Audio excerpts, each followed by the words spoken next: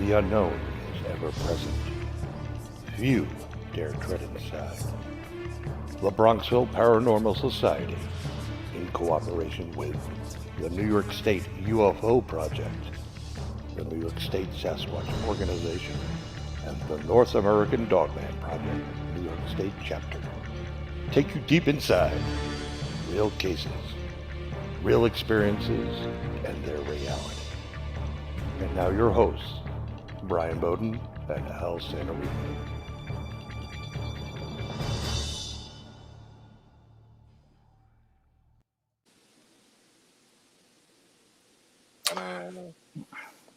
Hello, everybody. Welcome.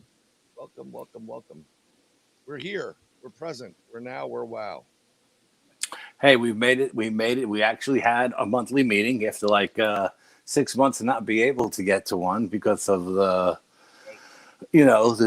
powers that be. And we're here now, and we got something special tonight. We got a phone-in number. You guys can call in and ask questions or, talk about whatever you'd like. And should be interesting. It's first time out, so. Yeah, we're going to give you that phone-in number shortly because this is a first for us, and we know it's going to get effed up. Live calls, this could be dangerous. Very, very dangerous. But it's good to be back. I mean, it's good to not to have the Omni.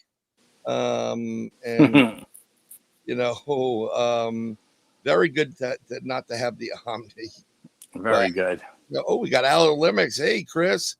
How are you? Hey, Chris. I hope you and the missus are doing great. Like the fact that all these restrictions are going away. So you're having the we'll talk about that in a minute. Probably with you calling, but you are having a conference this year. And there he is. What's up? Carlito, my brother. Yup. Thank you for the intro. We do appreciate that. We're trying our best. Man of light. Welcome. Hey.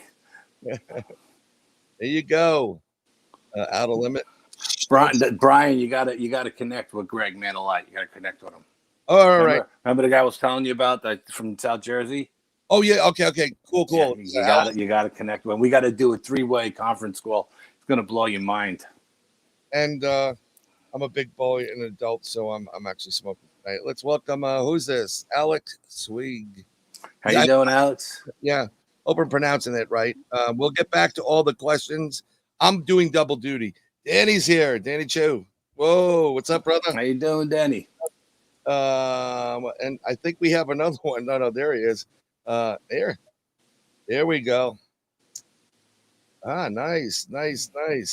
Yeah, we're gonna do the shout outs here and there, but we're gonna kind of do a couple different things.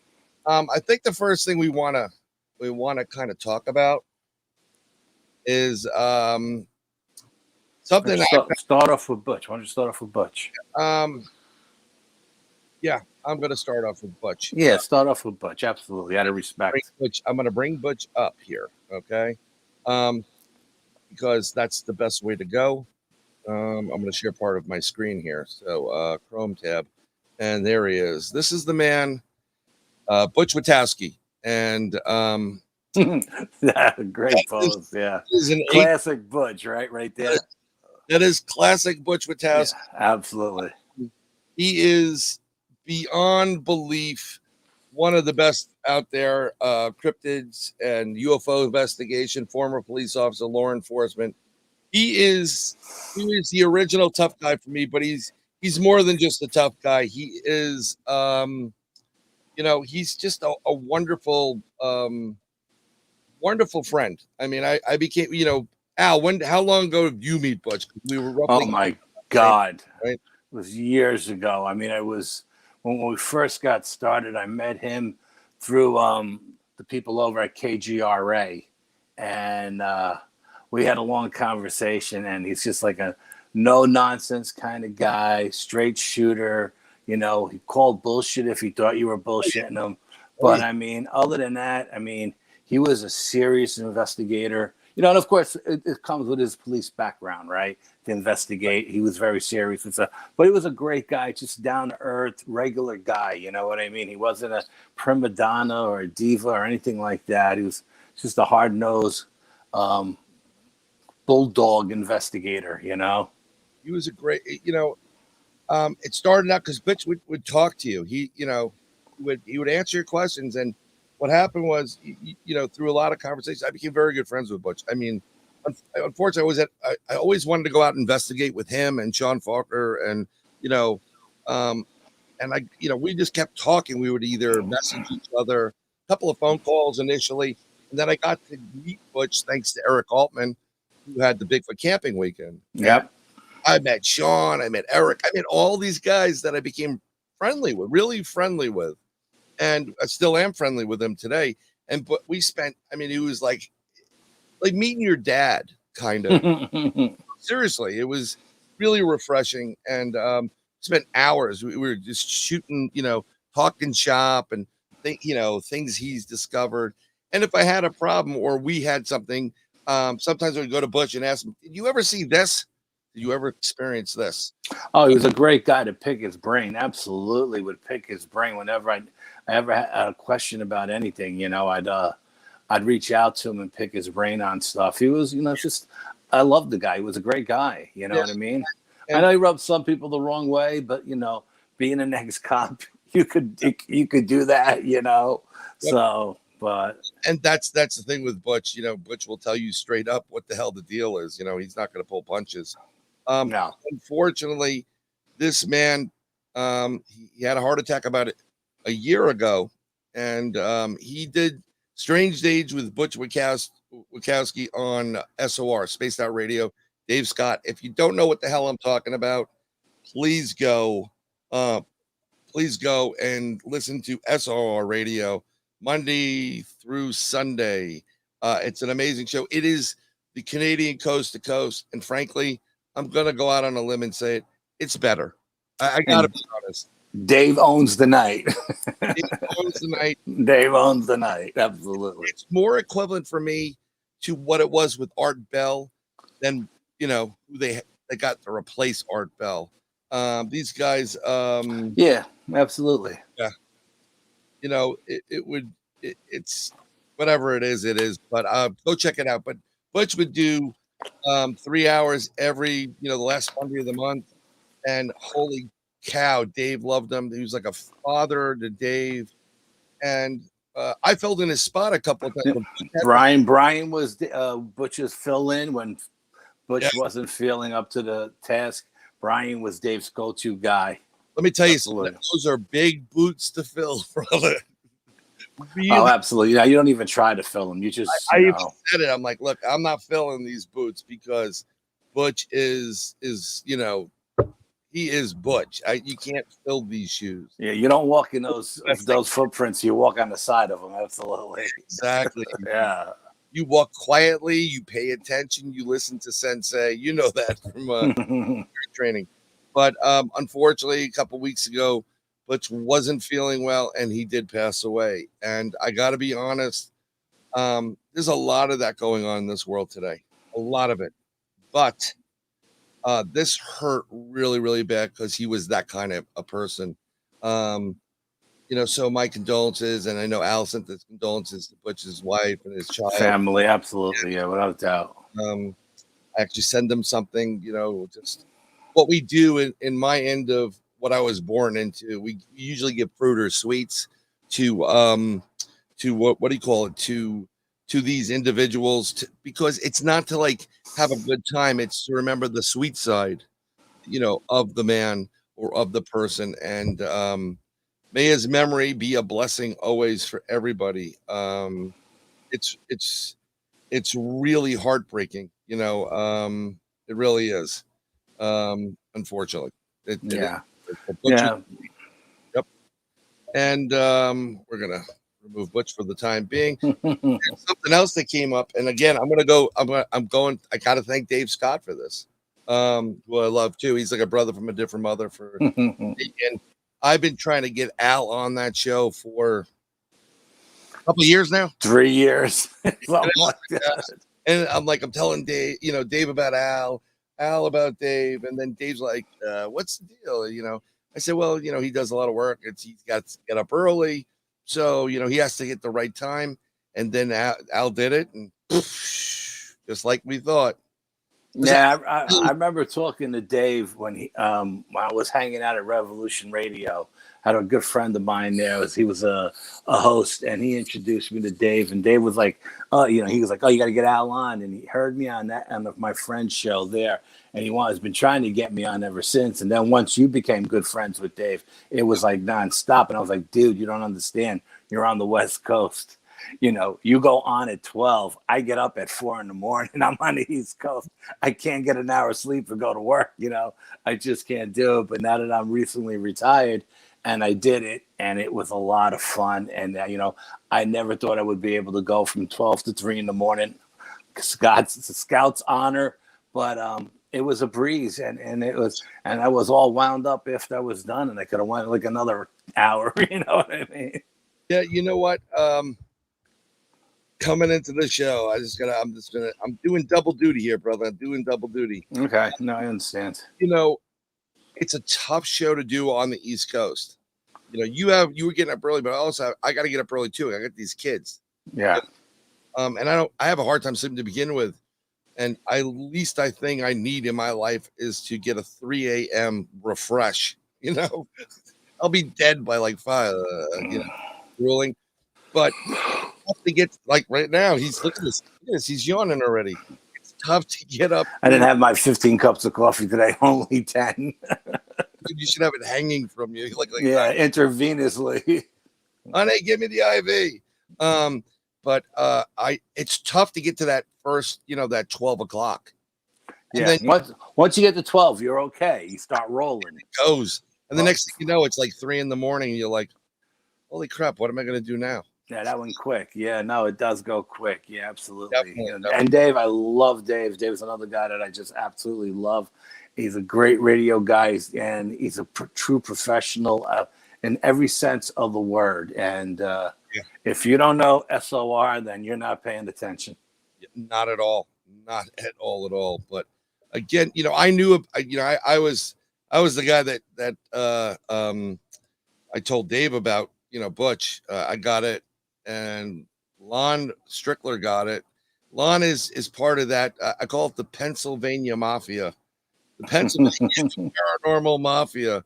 Lon Strickler, Eric Altman, the crypto guru Ron Murphy, Sean Falker, Butch Witowski. There's a couple other more, guys and girls in there. Crazy state. It's big enough for everybody. Matter of fact, this whole paranormal community is big enough for everybody. And I didn't know Lon was from Pennsylvania. I thought he was like from Maryland or something. Come on. I mean, you went to the Hoover House. Right. I mean, we were like 2 blocks away from freaking West Virginia, 3 blocks away from I think I actually went into Maryland at one point. Yeah. Absolutely, yeah. Where the hell are we? Yeah. No, I went out of PA, like by Gettysburg, into Maryland for a little bit. Then I was like, somehow I got to like a West Virginia area. I don't even know. Let me tell you something. Talk about a Bermuda Triangle or a void or a weirdness, high strangeness area, Western PA and all the states bordering it. Northern, Western PA and Eastern West Virginia. Those mountains are spooky. Oh, yeah. I mean, West Virginia is spooky on its own for a moment. Yeah. So is Pennsylvania, you know what I mean? You get into the deep woods and up in those mountains and those ridges, like, what Butch was always about, the Lichen Loop, you know what I mean? Yep. And it was all up in those ridge lines and those mountains and stuff. And, it's the whole East Coast, is pretty, spooky, So, I mean, look, the Catskill Mountain Range where I live, right? I live on the southern tip of the Catskill Mountain Range. The Native Americans, when they migrated down from Canada, not only would they not sleep in those mountain ranges, they wouldn't hunt in those mountain ranges because they said those mountains were haunted. And when daybreak broke, they would travel all day nonstop to get to the other side of that range because they were not camping in that mountain range. And when the Dutch settled Dutchess County, where I live, they nicknamed it the Devil's Playground because there was so much paranormal activity. So I mean, it's just these mountains are, crazy. These ranges. It's absolutely insane. It's funny when I went out to the Bigfoot camping weekend. I took 80. That's like the road is covered in blood from dead deer and stuff.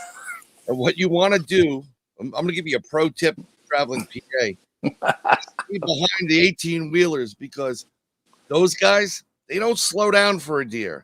They speed up, and all of a sudden you see this like pop, and your windshield's covered with a little bit of blood flake, and then you keep going. I've never seen so many dead animals in my life. Plus, they're all doing 120 miles an hour, so if you get behind them, the cops aren't even going to see you. You get the draft, and you keep going. Yeah. So those are the ones because it's like a deer apocalypse out there. I don't know, Crazy. Do you want to get to the 411 thing? Yeah, I'm going to do this right now. So, Okay. something else that we came into, and I just got this the other day, was we have to talk about this because it's just wrong. So I'm sharing it right now, and I thank you, Dave Scott and Spaced Out Radio, for that. Here it is. Travis. Is that Travis? Oh no, that's Travis. It's a small image on my screen, right? That's Dave. Okay, yeah. I'm going to read it to everybody. Thank you, Gail, for putting it up there. But breaking news: David Pilates announces cancellation of attendance at Squatch Fest. Serious threats. David Pilates had made a shocking announcement regarding his attendance at Squatch Fest in Kelso, Washington, at the end of the month. Neither David nor his wife will be attending because of serious threats he received in an email. The threats encompassed both the conference and the couple's hotel. Pilates stated a private security firm reported law enforcement for Cowlitz County, Longview, and Kelso, Washington, had refused to provide security for the event. Pilates said, without law enforcement present to protect his wife, attendees, and himself, he felt it necessary to cancel his attendance at the conference. This is beyond. This is FUBAR. FUBAR. You guys know what FUBAR is? Yes. Oh, I'm old, but I know what it is. Yeah. It's fucked up beyond all reality. Who the hell? I mean, I don't know David that well. I've talked to David. I've been able to message David. We go back and forth on things, but I'm not one of those guys like, oh, we're buddies. I'm not.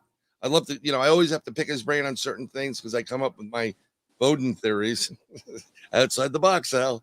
And he's been very gracious to, allow that kind of interaction because he is, who he is. Yeah, but, another guy who's ex-law enforcement himself, you know what I mean? And shed a lot of light on a lot of things. And he may have rubbed some alphabet agency the wrong way. And they're putting the squeeze on him now. Yeah. But is it an alphabet agency, or is it just what's the current trend in freaking paranormal today? What, the demonologist thing? It's demons. It's all these people threatening. I have more people in my group bullshit. I mean, the bottom line is it's all about theory anyhow. And who the hell are you fighting with? But it's gotten to the point where people have harassed people outside, have, threatened them. And as we can see here, his wife was threatened. I mean, they knew it's about the hotel he was staying in. Holy cow, man.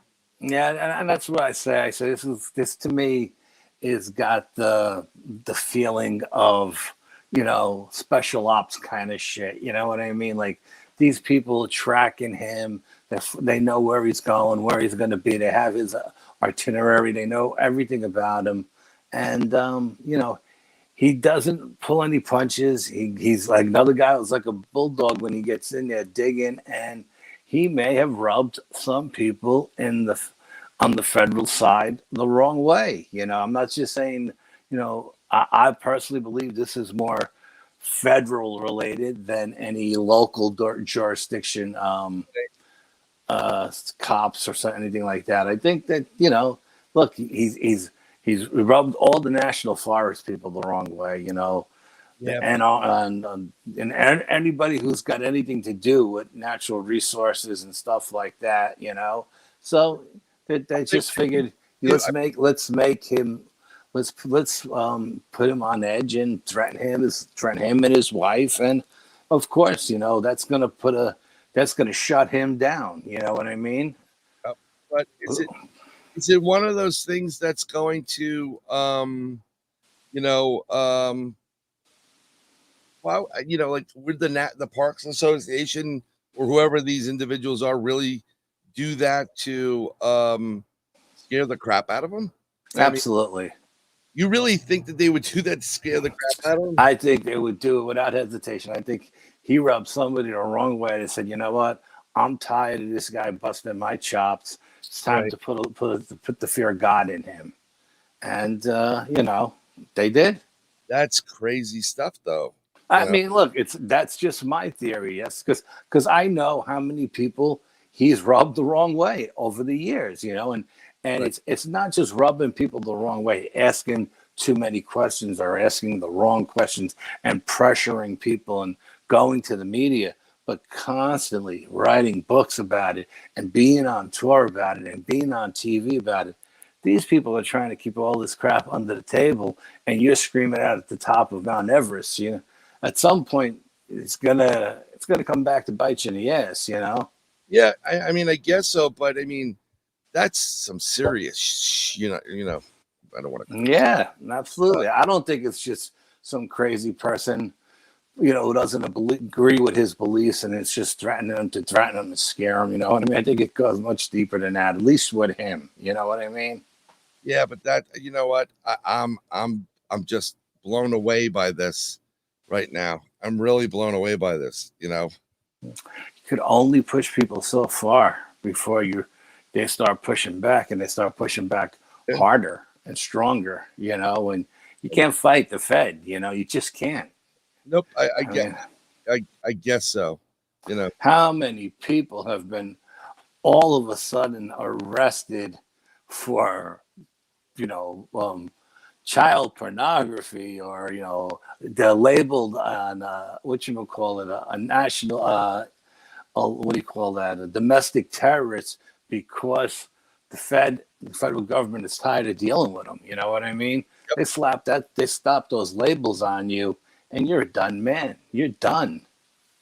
Well, I mean, you know, I don't think, you know, look, we do our investigation. We're going to segue into that right now. Because it's the smart thing to do, and get off some of this so we don't get tagged for it. Absolutely. You know, that would be bad. Very, very bad. I would never do that to anybody. No. Yeah, I don't. You know, I just definitely wouldn't want that to happen at this point. But it's still very interesting. You know. Yeah, and you know what? Don't be surprised if this is not the first of many cancellations during the circuit season, you know? Yeah. Well, I mean, he is a pretty big profile guy, and he's investigating. Big profile guy. Especially people with, you know, hunters and with guns, and, you know, I don't know. The 411 missing hunters here up in the Adirondacks. That was an amazing show. Yeah. It makes you think twice sometimes going into the freaking woods, you know? I would think so. It's mind-boggling. You know, these guys go in with high-powered rifles, and they disappear, and the rifle is leaning against a tree, and it's just off the face of the earth. Boom, they're gone. See you later. Goodbye. Yeah. Yep. I mean, that's basically how it works. I'm getting to my download folder where I got my Al and Brian photos. So I'll tell you what, while I'm doing that, I'm going to put you in center stage, brother. Uh-oh. Yeah, I'm going to put you center stage. There you go. Here it is. Let's move you in. And you can go explain to him what the heck happened, why we have this, where we're going. Okay, so I invited Brian out for a day of shooting.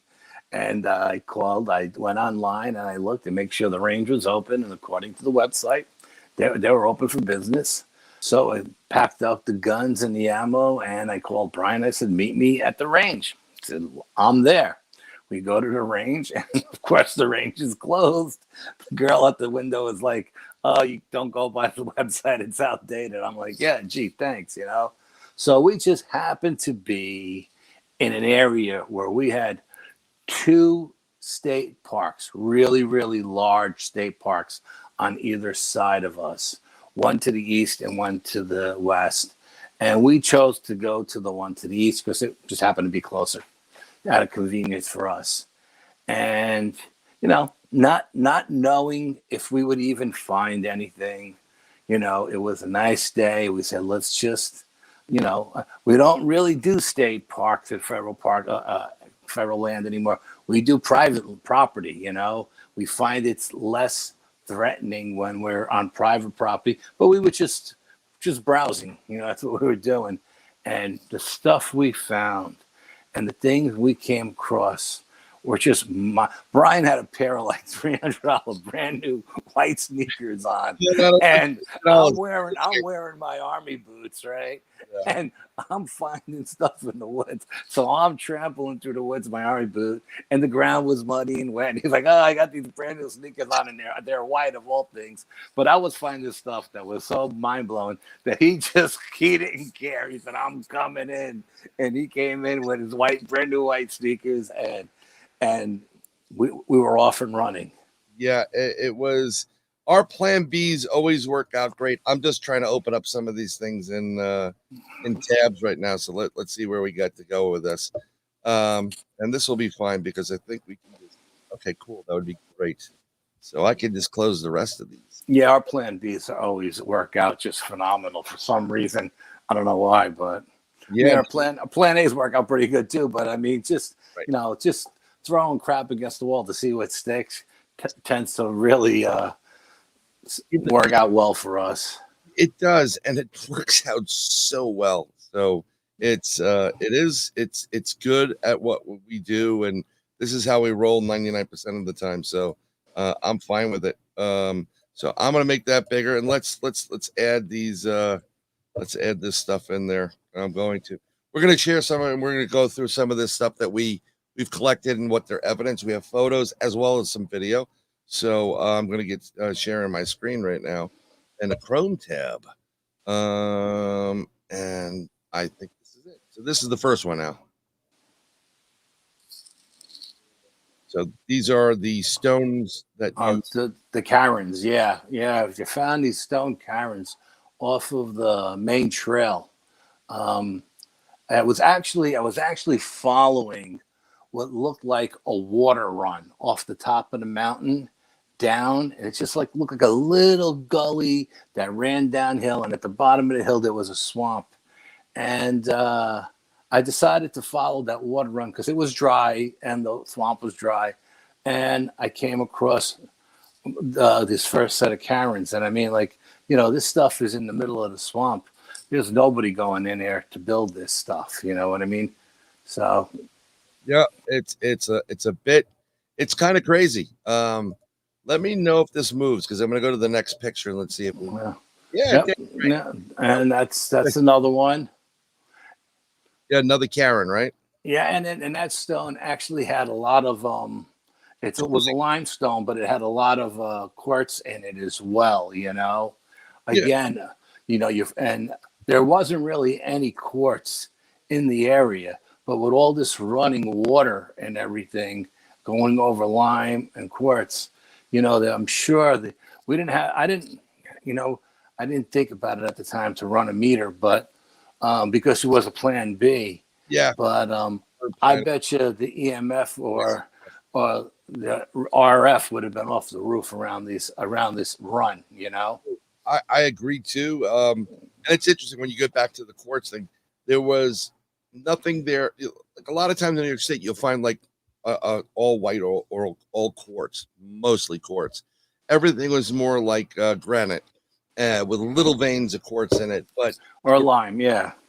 And the stones themselves don't look like just the normal stones. They look like someone was, you know, cracking them, right? You know, like hitting them and doing that type of stuff. Yeah, there was a few that actually looked like somebody may have been chiseling it or playing with it to create like a figure or a face or something like that. I mean, I'm looking at it on tiny, really, at the real small screen, so I can't really get a good look at it. I don't, like I did that day. But I remember one led to another, which led to another, which led to another, and then it was a trail of caverns.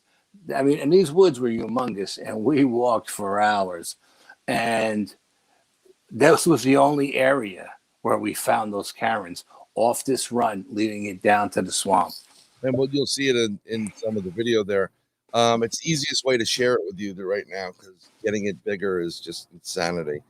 And that's just a glyph, an X glyph on the ground that, if you're not really paying attention to it, you walk right by it. You have not only do you have the X, but you have that other stick coming across the bottom there too.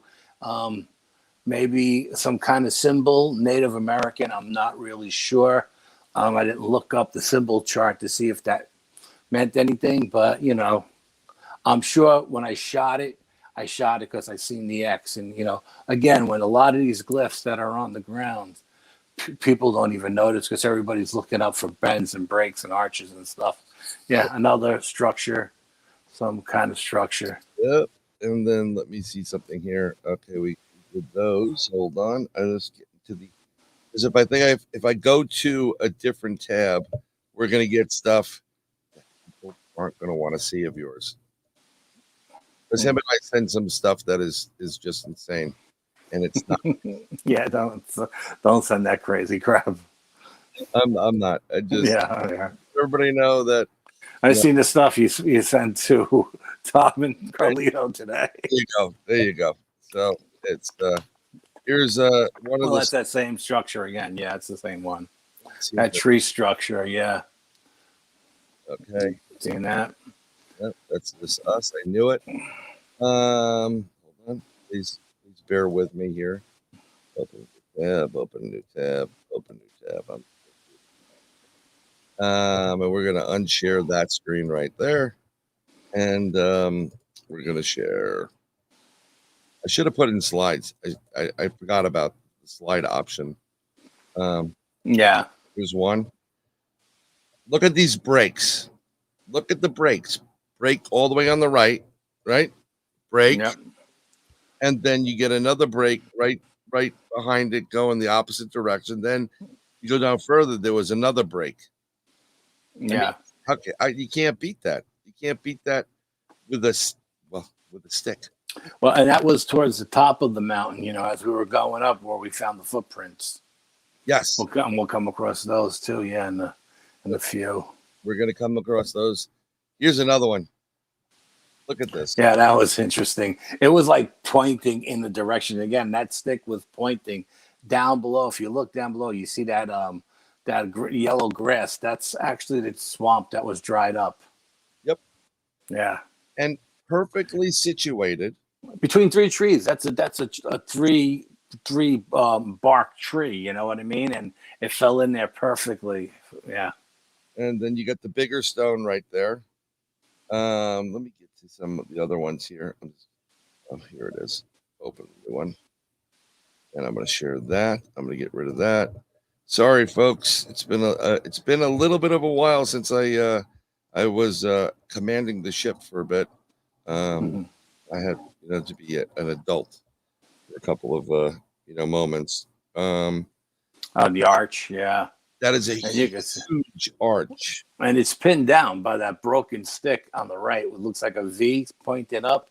And that's what's holding it down. So, that didn't fall like that naturally. No, it did not fall like that naturally.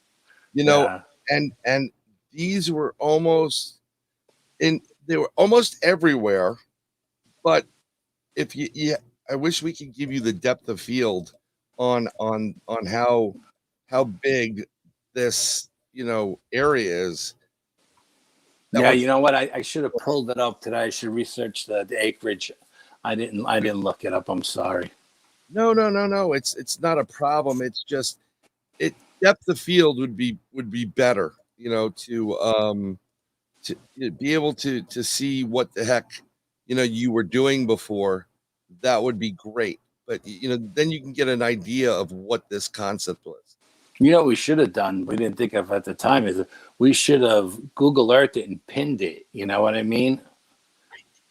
Oh, you did? Oh, okay, awesome. I mean, but Yes, we should have pulled it up from Google Earth at the time in real time and zoomed down to see what it looked like from above, you know, I got you. I while got we were there. That's what I'm saying. Yeah. you. And we should have taken a snapshot. And yeah, look at this twist and this bend. Yeah, that's a serious twist right there. Serious twist, a serious. And look, I get the whole deadfall thing. Okay, it does happen. That tree's not broke though. It's not broke at all. It's not broke. It's just twisted. Not at all. Yeah. Not one bit is it messed up or twisted.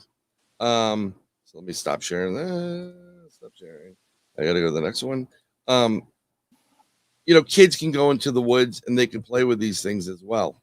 You know, here, share that. Yeah, I'm sure there are kids running through the woods, jumping on branches and snapping them and Twist a stuff little like that. But Not look how high that thing is up there, you know? Oh yeah. Do you have the picture of me with my arm up trying to reach the where it was broke? Yep. Did you put that one in there? Oh, good. Awesome. Let me go 'Cause that one was high. Yep. I'm trying to, you know, I'm trying to share these, and it would be easier if I shared it to my I guess my preview program, which I may just do that. I think that's the way to do it. Let's go find your that picture right now. Hold that thought. Al Santa Rica. Let's go. I'm looking for your orange. I don't see the one with your orange in it, but I have it in another. You were the one who took the photograph because I was up against the tree. Yep. So it would have been in your set of photos, not mine.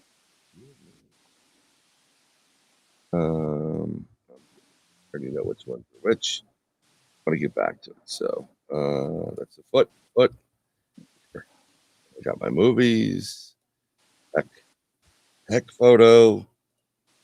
I know I have it here someplace. Please bear with me. Al, sing them a song, would you? Yeah, you don't want to hear me sing, believe me. Yeah, maybe you do. I don't know. Maybe you can have. No, you don't. So, oh, come on, sing Al. Sing for him. That's one of them. That's the high screen. Sorry about that. I'm gonna stop sharing that, but I'm gonna add this one right here. Share screen. I gotta work on the tabs. Window. There it is. Boom. Look how tall that is. Yeah, that's up there, man. Al's like what? What are you, 6 I'm 6 foot, 6 foot, and you know my arm has 3 got to feet? be at least 2. I would say 2 feet from the shoulder up. You know what I mean? So that's maybe 7.5 feet. That where my top of my fingers are, and this thing is like another foot above my hand. Yep. So it's up there. You know. It's insane what was going on. Insane. It's I was thoroughly blown away by what took place in that, you know, what took place on this plan B, you know. Oh yeah, the stuff we found. I mean, the footprints alone were impressive. You know what I mean? And Oh you yeah. know, I thought I took a picture of all 3 of them, but I guess I didn't take a picture of the really big one, or if I did, it didn't come out because I had the 15-inch one and the 12-inch one. Remember that big one I found where the fire break was, where we stepped into where the fresh dirt was from the fire break? Yep. That one had to be 17, 18 inches, and for some reason, it didn't come out. It didn't show up. I didn't get it. Yeah. So let's go. Where are we here? Okay. So I just want to make sure we get the right photos in at the right time because. Okay. So we're back at this spot right here. There's an X right there between the trees. Now, if you saw this, you would never pay attention to it. You won't pay attention to things like that. And if I'm seeing this correctly, the tree that's leaning towards the right is pinned on that other tree right in front, like the forks of that tree, and then that branch is put over that and the other one behind it. So, you know, it was definitely manipulated. Yeah, it's insane what was taking place there. I'm going to share that one. That is the breaks within breaks, and then if you look in the background, there's another X there. Let me just go down. Let's make it easier to do this. Hold on. Sorry. Yeah, those are the stars. Yeah. Yeah, stars. Sorry about that. Yeah. These are stars. Now, the stars are. Because that's what I call them. They look like some kind of stars. I'm gonna go and circle around the stars that show up right there. That is a star, for all intents and purposes. They make these all the time. I think this is a zoomed in photo. There you go. Right. And now it looks like a pile of wood, right? Just like a pile of wood, like someone leaned up some wood or whoever was working the place, cleaned up a little bit. But it's not. It's purposely done that way. Yeah, I found a bunch of those. I took a bunch of those pictures that day because you got to understand, this is not where the maintenance people at the park are working. This is off the main trail. You know what I mean? Like exit stage right, and into the actual woods themselves. So, why would the maintenance people do that themselves? They wouldn't. Yeah. Now, and here's other ones, right? So you have this little one there, and it's funny because where Al is standing right now in this image, right here, and in this image right here, getting this whole open area there. The one vibe we got out of this whole thing was that this could very well have been an area where maybe younger, sometimes people call them nurseries. Yeah. The kids can learn what they're supposed to learn and hang out, and they can see down the road, both directions. And when you get to the other side of that roadway there, which is just pebbles, that's where it dips off. Al mentioned it at one point. It dips off, and then it opens up. And I think I'll show you in a video from there. Yeah, and when the foliage is all in here too, you wouldn't be able to see this area from that road. And the only people who drive on that road are the parks department. It's not like a main thoroughfare where people are driving in and out of. It's not that kind of road. No, not at all. The only people that are going to be there are authorized personnel only. Like us. Yeah. So, like us. It's really funny. We were both wearing like these bright colors, and we were talking and looking around, and no one paid us any attention. They thought we were surveying or doing something. So, I think it worked out great. Yeah, well, that particular range that we were going to that day is outside, so we dressed accordingly. Yeah. And let's see what we got here. Bigfoot is ancient Neanderthal caveman. The time is forgotten. Ontario, Canada. Nice. I didn't know that. Nice. Bigfoot is a Canadian. I think Dave Scott's going to be happy about that. Bigfoot is a Canadian. I think we have Canadians and other type of Squatch that are there. But we get to this one point. Al was up ahead of me. And we get to this one point and we find this opening, which you see at the bottom of your screen, right? Well, lo and behold, what do we see? There it is. That's folks. It was strange because that area, I seen the break, and that's what drew me in there. Because there was two breaks, one up high pointing down and one up low pointing down, and it drew me in there. And then this one patch of dirt, all the leaf litter was cleaned away. Like somebody was looking for something. It made no sense. The whole woods is filled with leaf litter. And so then I went up there and I looked at it and I said, man, I'm telling you, that's a footprint. And I said, Brian, you got to get in here, And that's when Brian came charging in and said, oh, yeah, absolutely. Let me see if I have a tool here. Let me see if I could annotate. Yes, I can. I wish geez. I'm looking for an arrow or a line or something. Can you see my mouse on the image at all, or no? No, I don't see it. I mean, I could see something moving, but my image is so small. If I was working on a laptop, I'd be able to see it. Yeah. Yeah. Better if I can get an annotation. I need a pen or a pencil or something like that. And they will not let me do it. I love computers. Don't you love computers? No, I hate computers. Up and love them. But to the right, you'll see where it stops and the wood. Yeah, you can see the hill down on the right hand side, how it goes down into the dirt, and then the mid-dorsal break, Yep. and and then where the toes were, Up to and that was like a 15-incher, I believe. No, this one slants. This was the smaller one, I think. You sure? I thought that was the bigger one. Well, I think I have to see them side by side. Let me try to get the circles. I don't know where the hell you put them, but so this is the both of them. Okay. Okay. So there's the big one. The big one is pointed on a 45-degree angle to the left, and the little one is just above it, where that green thing is. Right. So I'm gonna put a box around it. So there's one here. You can see that, right? That's the heel, yeah. And then it goes up. Heel, and it goes up to the top. And then the other one was like this tall. I'm just gonna put a thing there. No, it was a little bit smaller. It was around there. And the top part is about here. And the heel goes down to about right there.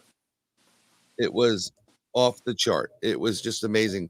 I'm gonna try to open up your if you open up mine, I got them circled with the yellow pen, and you could see.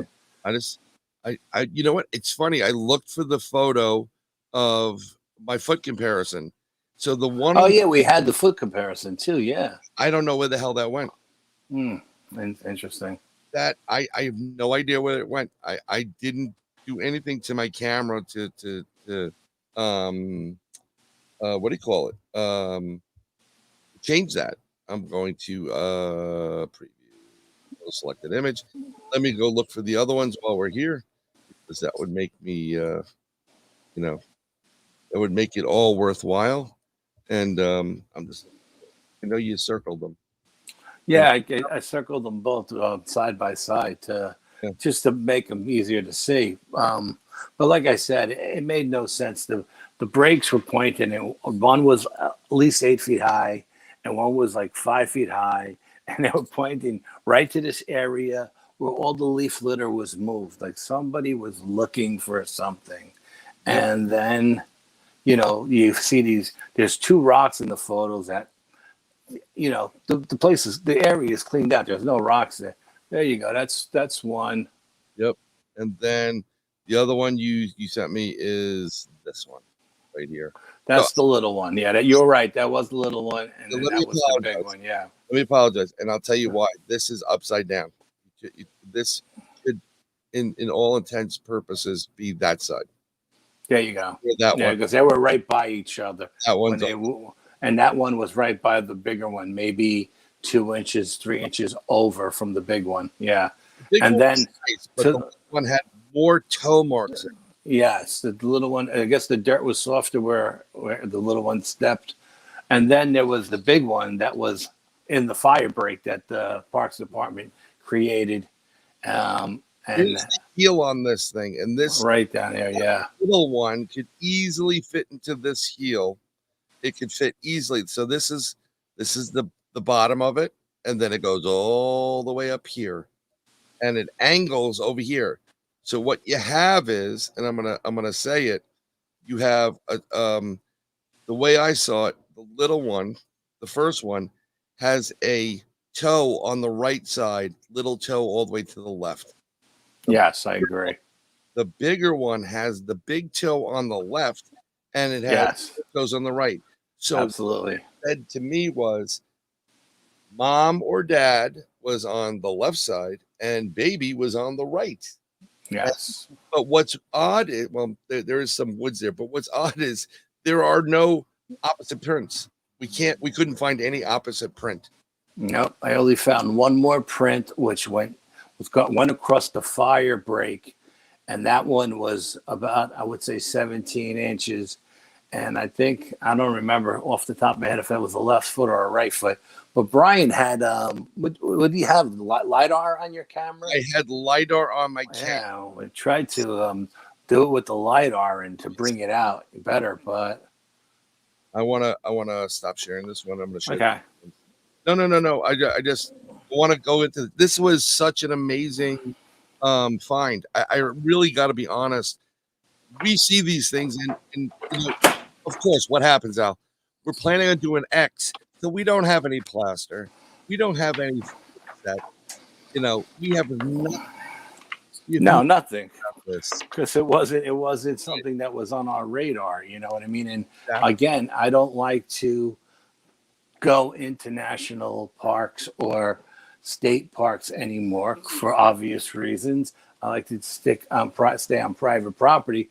But we were just browsing that day, and we're just looking around, not causing. And it was just, stuff was just popping out at us. I mean, yeah, I had to go off into the beaten path. It was drawn up on top of the mountain and then down into the swamp. But that's just the way the energy pulls you. You go where the energy pulls you, and it's pulling you that way for a reason, because there's energy there where they stepped. They left some byproduct or whatever. Man, did they leave some good stuff there? Oh yeah, and I mean and all the Karens. You know what I mean? The Karens that you've seen, we didn't even show all of them, but most of them, they were all on the other side of that road, leading down into nothing on the side of the road, nothing on the top of the mountain, nothing in what we call like the nursery, nothing there. They were all on the other side. I'm trying to find. This is a nice Karen. Let me end this one and share this Karen right here. I know this is what we do, folks. In all seriousness, this is the stuff that we do. We cancel the change. I just want to close off file. Close selected windows. Save. I already have copies. And I get to it again. But it's I'm gonna put this up while I'm going to share my screen in a second. He's met Bigfoot in Ontario, Canada. This is Alex. 2013 in a Algonquin forest, camping in a lake, when a grizzly bear charged at me at my campsite. When 12-foot Bigfoot came out of the forest, protected against grizzly. That's wow. It's a big boy. That's How big was a grizzly? Was he like 10 foot tall or what? Yeah. See what he gets the answer for that one. Yeah. See if he answers this. That'd be cool. Yep. Yeah, like see this small stone looked like it was manipulated to me. You know what I mean? Yep. I don't know. Maybe it's just my imagination running wild, but it looked like it was manipulated. It actually has like a pointed head. You know what I mean? So as if it was, that diamond shape is, the conical head up top. Yeah, the conical head. Yep. Maybe the bottom is, the middle area is the well, it couldn't be the torso. I mean, they have big feet, man. They definitely have big feet. But let's get to. I got a couple of. Close up. And let's open up some here.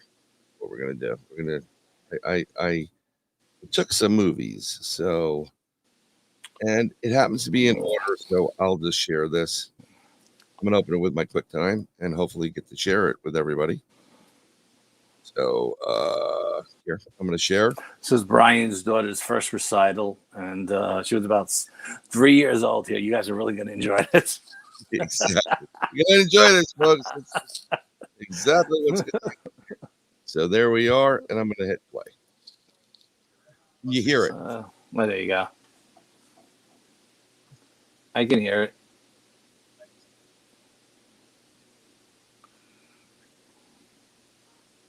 There you go. That's pretty impressive in my neck, in my idea of some of the stuff. And that was just the side of the mountain going up. It wasn't even, we didn't even go to the top. You know what I mean? We were like basically in the middle. We, bottom to what, lower third, something like that. Yep. Yep. Yeah. Exactly. And if you guys know sound, okay, that's what I was worried about here. So you know what I'm going to do? Let me upload them. Give me 2 seconds here, folks, and I'm going to upload them so you can actually see them. It'll just be easier right there. So I'm going to add video clips, and we're going to go here, and I'm just going to add it won't let me add a video freaking clip. I really hate them. Clip time is video, There we go. Yeah, I didn't take any video that day. I try to take some video, but see if I can get some sound here. This is how do you add a video clip? Here, this is what we're gonna do. We'll share a video file. That'll make my life easier. See if this works.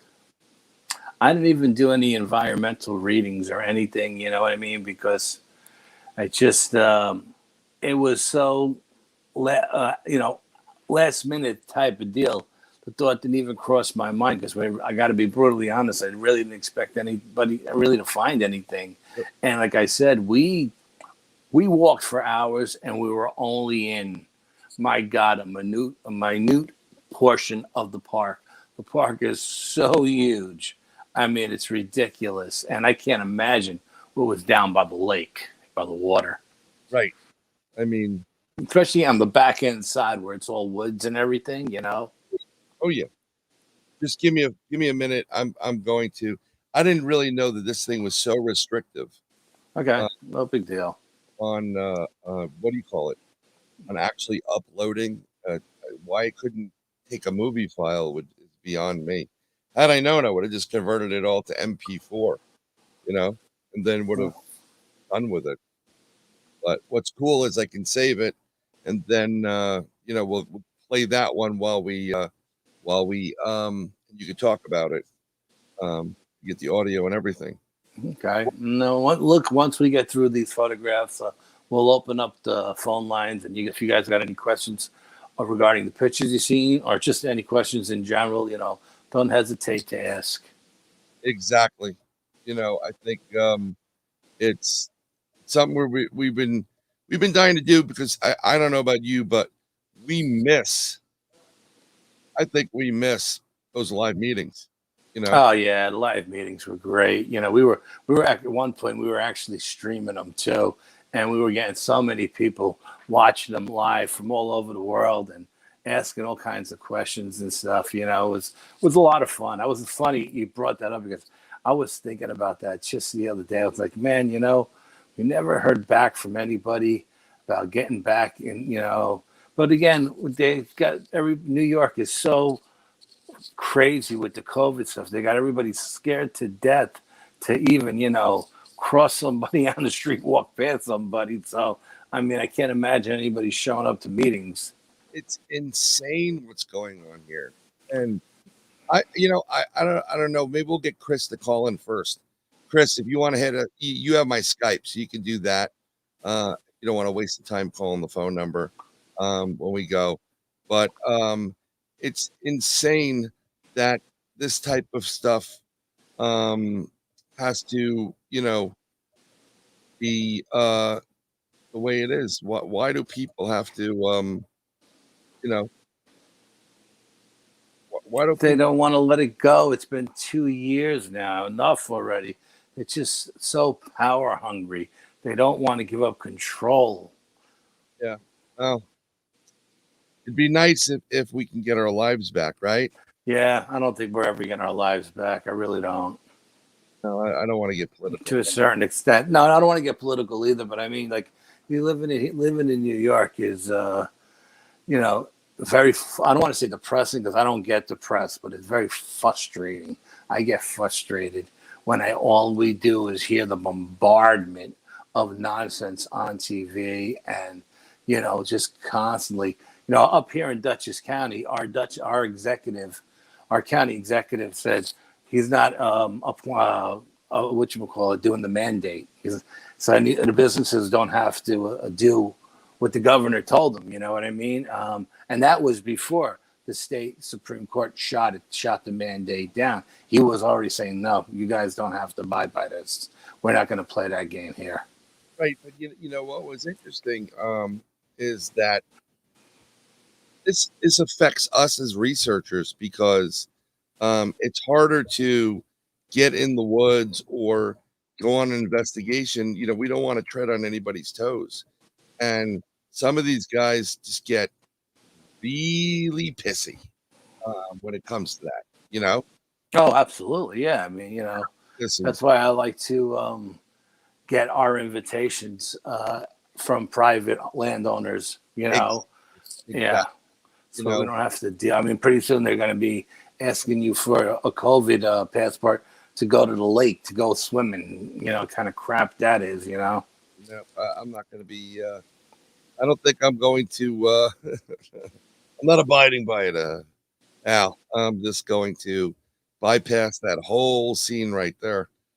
We did convert some videos right now, so I'm going to start playing one of them. Okay. There we go. I tell you what to do here. Share a video file. Had I known it was MP4, I would have just converted it myself. It would have made my life so much easier. But while I'm waiting here, we can go through some of these. Let's go. Let's cancel this for a second. I apologize. This is crazy. You know what? If it's not going to work in a couple minutes, what we're going to do is we're just going to go to the phone calls. Absolutely. Yeah. At least that. I mean, we took a ton of photographs. We just barely touched the surface on the photographs, folks. There was so many stars laid out and so many glyphs laid out and arches that were being held down by other branches that were being held down by rocks. It was crazy. I mean, one thing just led to another, to another, to another. And, you know, that doesn't happen naturally in the woods. That just doesn't happen. It doesn't happen at all. And it's a shame because it could work out well. You know, for us, it would have been great. But you know what? If we get a chance, I'm going to try to convert these, but let's go start taking some questions.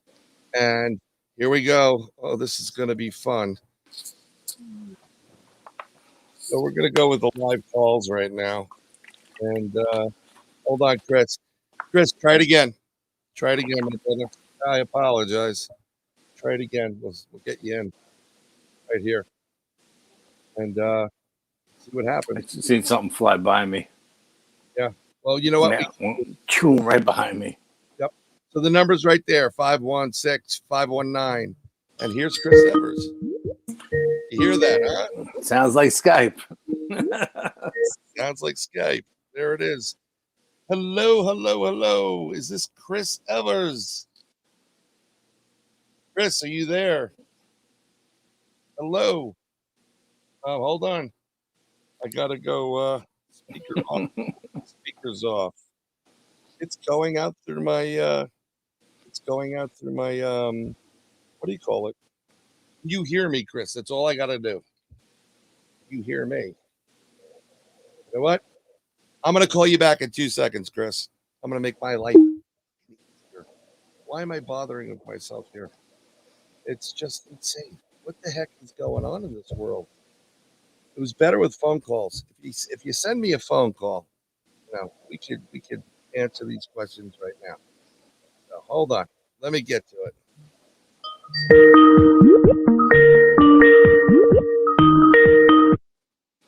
Chris, can you hear me? AYPE. I see something. I don't know why it's not working, but I'm going to sign into my account and call you right back. What we do here. On excitement. Oh, and I spelled my own name wrong. It's one of those nights, brother. Tell me about it, you know? Yeah, it is what it is, you know. Just roll with the punches. Yep. There it is. I put it in. There you go. Check my authenticator. Okay, 32. Okay. There we go. Yes, they signed in. So let me get into my Skype, and then I'm going to call Chris back on this one. It'll make my life easier. So, where my go to my account.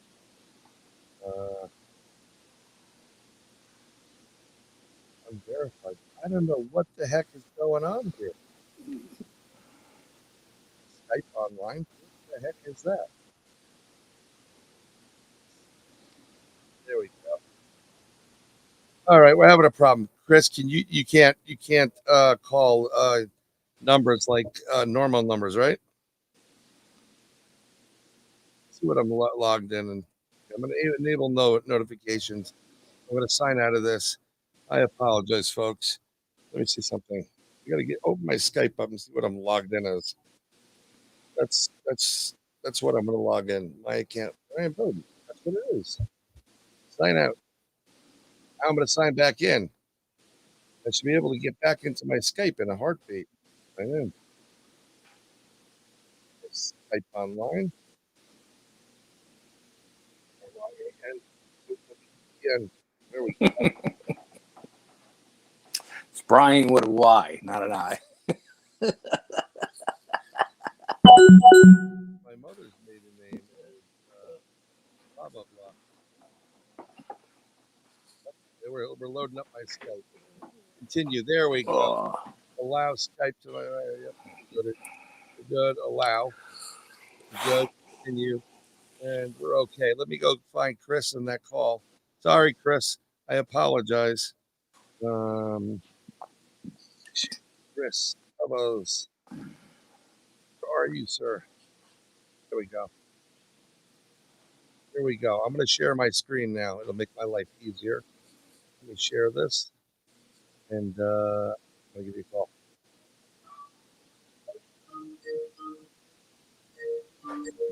Okay, hold on. Chris, I'm going to share my stuff in 2 seconds here. Hold that phone for a second. Hold it, sir. Windows, movies, where is it? StreamYard, home tab, and there we go. Can you hear me, Chris? Yeah, I can hear you, Brian. Can you hear me? Yes, I can hear you, but I got to figure out how to get my audio into the into the actual feed. So that's my problem. Can everybody hear him? I could hear him. I could hear you and Chris clear as day. Oh, okay, because it's not coming up. Chris, say something one more time. Chris, are you there? Well, I did hear him. Yeah, I'm here, but the problem is I'm also getting the feedback from your show. Hold on. There we go. So I'm going to have to turn your show off. No, there you go. Can you hear us? Everybody can hear him now? Yeah, I'm here. Can you hear me? Yes. Yes, we can hear you now. Sorry about that. What were you saying, sir? It's okay. I was getting feedback from your show off Facebook. I've turned that off now, so I'm just on Skype. No problem. So I had to go through Skype a different way. I know we take phone calls on this phone, which is great. But you through Skype sharing the actual Skype screen. So how is it over in the UK? When's your, you have some news for everybody. What's going on? Well, regarding that virus that's been going around, most of the restrictions, including flying in restrictions from people from America and other parts of the world, will all be lifted by this Monday. Mainly down to the fact that I think about 80% of the country's population are all vaccinated now. I mean, I'm personally, as you know, Brian, I'm a type 1 diabetic. Which I've had 45 years, and I'm double jabbed, and I've had my booster. So we've had Omicron, but that seems to be on the decline now. So it's all looking good for the conference in May. I'm so happy that it is. I know. I mean, if I could get over to the UK, it'd be great. I'm thankful that they're doing this. Get rid of the passports because it would make my life easier going to the UK. I'm I'm one of those people that is not double or triple or quadruple, but I've had Omni. I've actually had this virus about a year prior to it coming to the States. Not gonna go it's really funny, Chris. They were able to discover that the Red Cross even said it. They traced this back to 2014 in the blood. That's how far back Absolutely. it's been here. My wife and I and my little one got something that felt like the flu, but it wasn't the flu. Lost the sense of smell, the taste, and they gave us some drugs, and we were fine. Fast forward, I started the new year off with the Omni, but Oh, God. no, it wasn't bad at all. It was a slight headache. I was achy and really tired. It was kind of like being a parent, so I'm used to that. I was actually laughing earlier on with one of the comments you made about getting up early and or going to bed late, but you had children. Well, I just suggested, I don't know if you saw my comment, that if you use sellotape or Scotch tape, it's brilliant. They can't get out of it too easy. I know. I would love to post this photo. I may even actually share it with you. I may just share it to the screen because that is something very reminiscent of what we've done. We were joking around, and everybody kept asking us the same. I guess it's like the crazy questions, like how was it? How was it? With the kids and how how was everything? And I did a Photoshop of my two daughters taped to the wall, which I'll try to put up, and it was just hysterical. It was really, really funny, and people just they lost it. They thought it was classic. Brilliant. Yeah, so it works out really, really well. Let me see if I could add a picture there. I don't know. I like this I like StreamYard a lot. It makes things a lot easier for us to get things done. But it's just a little crazy. Here's my overlay. Can you see it, Chris? I've actually turned the screen off. I'm not looking at you on Facebook or on YouTube. All I've got is Skype. That's no problem. I'm not getting any feedback that way. I am literally Okay, I that's will fine. send you a copy of this, and it's just my two children duct taped to the wall with my wife and I, and a bottle of liquor at the bottom. We didn't do it. It was just funny, just to get get that kind of thing going. I don't know if everybody else, whatever. It is what it is. But when is the conference? Where is it going to be? What year is this for the conference? Because there's a lot of us that there's a lot of people in the chat right now and on the show. Well, so direct promote it. The Outer Limits Magazine conference, Brian, this year should have been our 6th conference, but obviously with a lockdown and restrictions, this is only going to be our 4th conference. But thankfully, we've actually got 99.9% of the speakers who we wanted 2 years ago to come and join us again this year. And this year, we normally hold it in the August of the year. Is that fall for you guys or autumn for us? Yep. We do it this year though on the 7th and 8th of May, which again it'll be at the Freedom Centre in Hull, in Kingston upon Hull, in East Yorkshire, which is, for those who don't know, Great Britain, United Kingdom, England, whatever you want to call it. Hull is approximately halfway up on the right-hand side of the country between London and Edinburgh. And there's an estuary there called the River Humber, which is an estuary, it's not a river. And Hull is situated just on the northern bank of that. Population of about 270,000 individuals live in the area. That's cool. Hey, Chris, can I ask you a question? Yeah. Are you having Paul St. Clair and Dave Cook come on the show? This year we're having an American friend, somebody who's quite new to the subject, called Peter Robbins.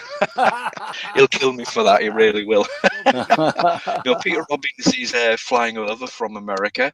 Nice. We're getting him there for both days, and we'll have a Scottish lad by the name of Malcolm Robinson.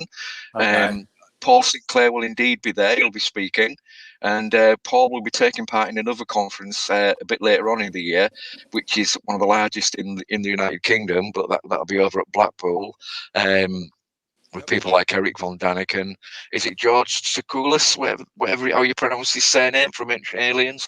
He's going to be there as well. But at ours, you know, I like to concentrate. I like to get ladies involved as well, and we've got a couple of ladies speaking. Hopefully, Jennifer Stein Oh, should wow. be joining Okay. us. She's another American lady, Yeah, I met Jennifer. and Yeah. also, sorry, go ahead. I didn't catch that. No, I said I met Jennifer and Peter at the Pine Bush UFO fair the last Yeah, few years. yeah, They've popped in up there as well, New York. So yeah. yeah. And also, as I say, we'll have another lady by the name of Sasha Christie, who will be talking about her own experience in North Wales a few years ago now. But for the first time ever, she's actually got another witness to the events of that night to come and speak with her, which is going to back up her own story. And Ah, nice. another gentleman who's had an experience with an FT, a flying triangle, back in the mid 1990s in Leicestershire in United Kingdom. You know, he'll be speaking. All in all, we've got about 8 or 9 people coming to speak over the 2 days. That's great. Beautiful. That's absolutely beautiful. I'm so happy to hear that the English government is starting to loosen up with all these restrictions and everything, and people are starting to get back to normal. Maybe if they do it, the rest of the world will follow. Yeah. Hopefully so, yeah. But I must emphasise, though, Brian, that and Al, that if you want to fly over, you still must be double jabbed, at least Really? double jabbed to get over. Okay. We'll be watching it on video. Yeah, because Brian and I, neither one of us are jabbed. So Yeah, and it's no offense. I'm not. I think people need to do what they need to do for themselves. You know, this is how oh, I. absolutely. We're not anti-jab. We're just No, no, no. we just I'm we fully just not, we don't vaccinated want it. with vaccines. I read too much about this, and I don't really want any type of well, whatever. I'm not going to Yeah, get no, don't no. Yeah. I'm just saying we're not anti-jab. People think because No. we haven't gotten the shots that we're not. If you need it, like you're diabetic, please by all means get the shots. Mhm. Get Yeah, the but don't force people like us who don't want them to get them. Yeah. So, In my opinion, living in the West as we do, we are allowed to have a freedom of choice. And if you guys don't want to do, to get the injections for whatever reason, that's entirely your choice. But all I'm going to say is I've had 2 or 3 friends die over the last year because of COVID. So, it kind of alters your opinion on things slightly. But again, guys, it's entirely up to you. All I'll say is stay safe. So, just say stay safe. No, yeah, no. I mean, everybody in my family has had it, and I know we all have the. Yeah. yeah. And then Al gets in trouble for whatever reason because he can get in trouble for anything, So it works out well. Are we still on? Or are you there? Yeah, I'm still with you I guys. just want to make sure I'm still with you. it's a little bit crazy. This is the first time we've ever done live calls, and I kind of like it, but without having somebody to preview it, Yeah. it could get very dicey. It could get very, very, very interesting as well, though, Brian, because you never know what's going to happen. 100%, and I agree with that. Right? I agree that it could get super interesting, but it's one of those things where I just don't know what what's the best way of doing something without having somebody yell some profanity or whatever. Yeah. It's just very, very scary. Yeah. Well, I suppose it's a good idea then to vet some of the callers beforehand. And also, instead of doing it this way, where you drag them in live and we're messing about with, I'm getting feedback from Facebook a couple of seconds after I've already spoken to you on Skype. Best thing to do is drag them in first and let them sit in the background while you do your talking with Al, and then just bring them into the conversation. Yeah, it's the way I have things set up right now is I have a road board and it makes it easier that way to get it done. but I don't have like a hold space where I can get somebody to hold on for a minute, type of thing. It's literally what you see is what you get kind of stuff. So it gets crazy. But that makes it more fun though, Brian. It makes it more entertaining. It makes it more informative. Yeah, and it keeps people sat on the edge of the seat waiting for something to happen, which is great. Well, it does, and I agree with you wholeheartedly. However, the problem we have is that people. I have somebody that has. I know the person at Conflict Radio. We were talking about this. He goes, when he did his first call-in show, he got one caller called in and yelled the N-word, and then that is just what you don't need in life, So if we could be human beings about it, it would be great. And if someone else wants to call in, it'd be great too. The phone lines are open, folks. If you want to give us a call, and we appreciate you being there. Al removed himself from the stream. I put him back in. But Chris, I don't want to keep you up later. I know how late it is there. God bless you. Hopefully, I'd like to get you back on also talk a little bit more about the conference. And it's been a long time. It's just been hectic the last 2 years. You understand? Yes, it has. I'd love to come back on and speak, Brian. And yes, now I'm no longer doing shows for Paranormal UK Radio Network. I'll have to get you on my new show, which is Paranormal Panorama. So we'll get you on that as well. We'll see. Al, what about that? You forget it. What's that? Well, he's no longer for UK Paranormal, whatever it is. Oh, okay. Yeah, I got you. Yeah. He should not be. He who cannot be named or whatever we used to call him. Yeah. He was like Voldemort. One of the Harry Potter. I was on vacation. I'm on vacation. I haven't taken vacation in a long time, but we're in Florida. Would you rather I eat? Should I eat? What happened is, he gives me a call. He goes, I messed up. I'm like, what happened? I talked to, the male portion of that program, and I told him to go fuck himself. I'm like, oh my God. So it is what it is. But I'd love to be on your show. I think Al would love to be on. You want to? Absolutely. One stone, it'd be great. I think I'd have to take you both individually because I don't think I control both of you together. Yeah, we kind of feed off each other with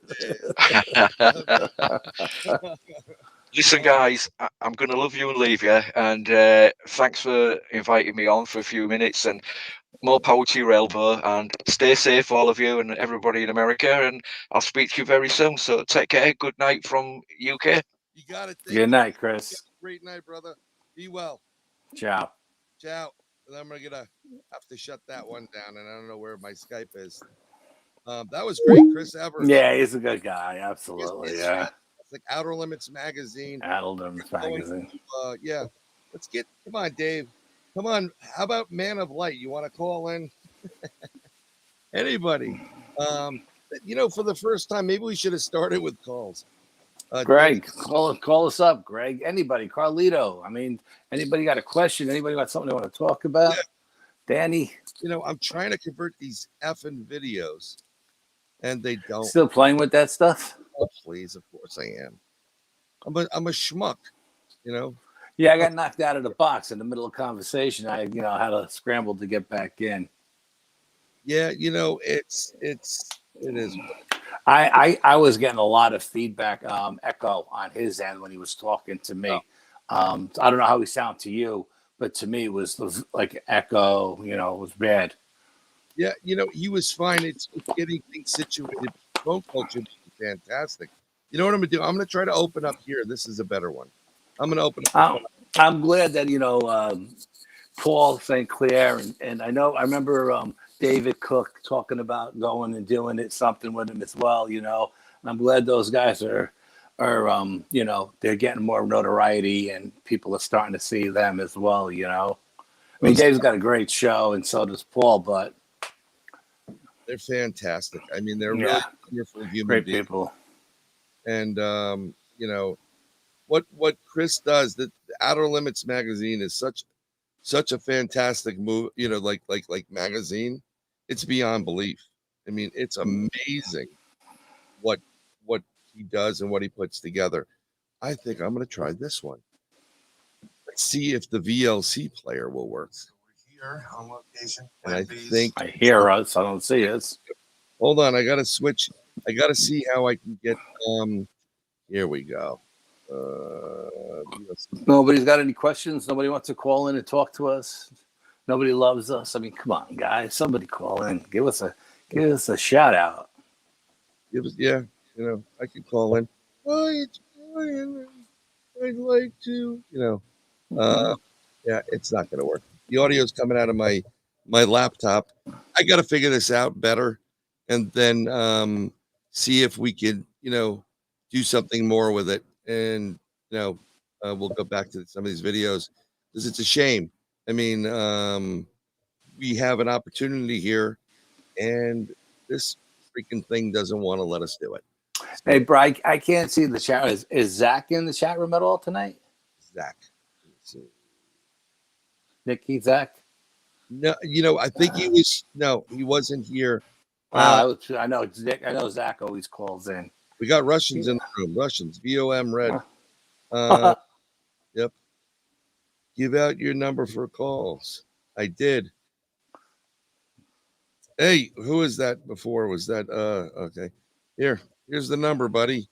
516-519-3649.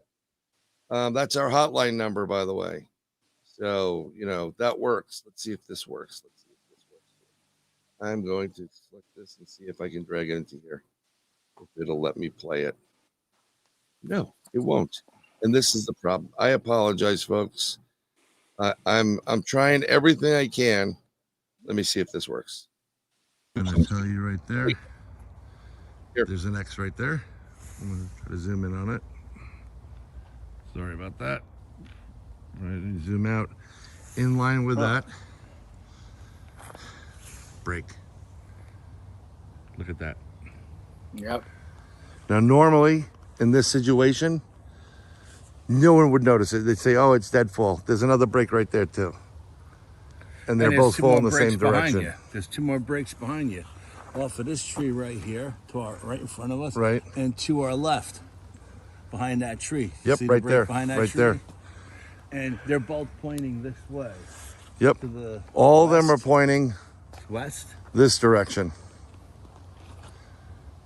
which is a high ridge. This ridge drops off Yep. on the other side. So. I'm gonna zoom into that. So if you go that deep, it drops off pretty deep over there. So this would be a good hunting ground. What's great about this too is where this road is, be it a fire road, you can see them coming from both directions. So you have a great advantage point. Yep, Woo Video. I think that's Mr. Scott, but I'm not sure. Woo! How dare you use that word around me, Woo Video, baby. Mr. Scott? Yeah, I think that's Dave. You know, kind of hard. You know, this stuff is just insane. But I think I got all of them down. It looks like an arrow going up. It's like an arrow. And if you go up or straight down the path, I'm just gonna zoom in on it. Look in the background. Look at that arch right back there. Look at that. That's a big ass bend. Look at the arch. Yeah, it's big. And we have That was the spear in the ground. Remember, we found that spear Right. just like jammed into the ground.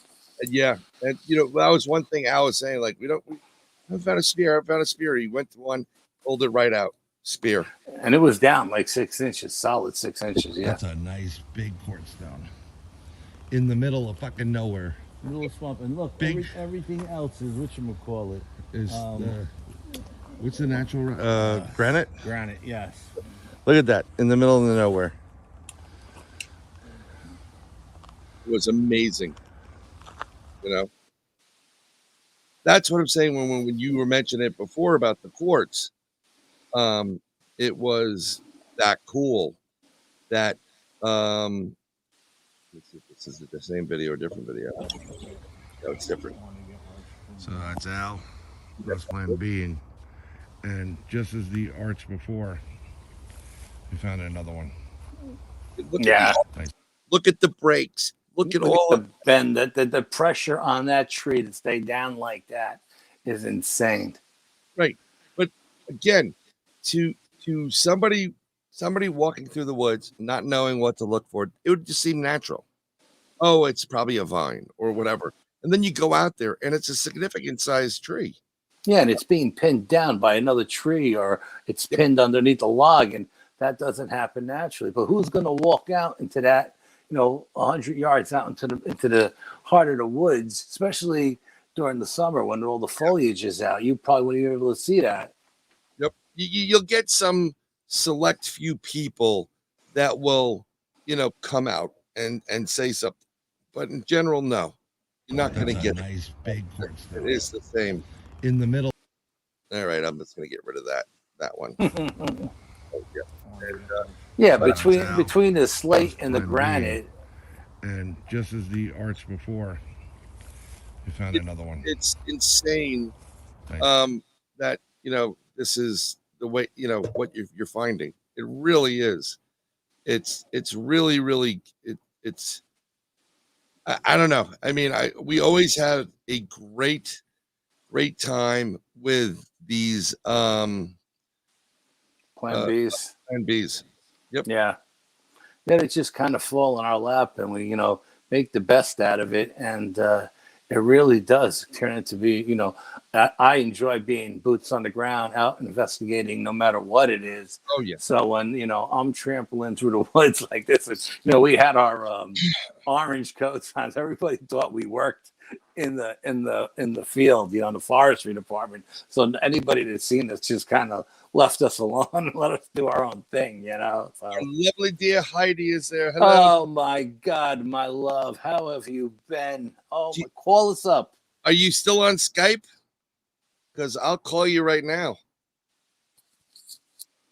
Oh, you called the number? Hold on. Let me see what's going on here. It should work, Alex. Call 516-519-3648. We tried it before we started. It worked fine. Yeah. Try again, Alex. Try again. I know what's happening here. Okay. Videos, maybe knocking them out of the box. No, it may be that I put things on Do Not Disturb. Oh, yeah. Well, that could do it. Try it one more time, buddy. We'll take that phone call coming in. We're only taking phone calls from people from Canada and England tonight.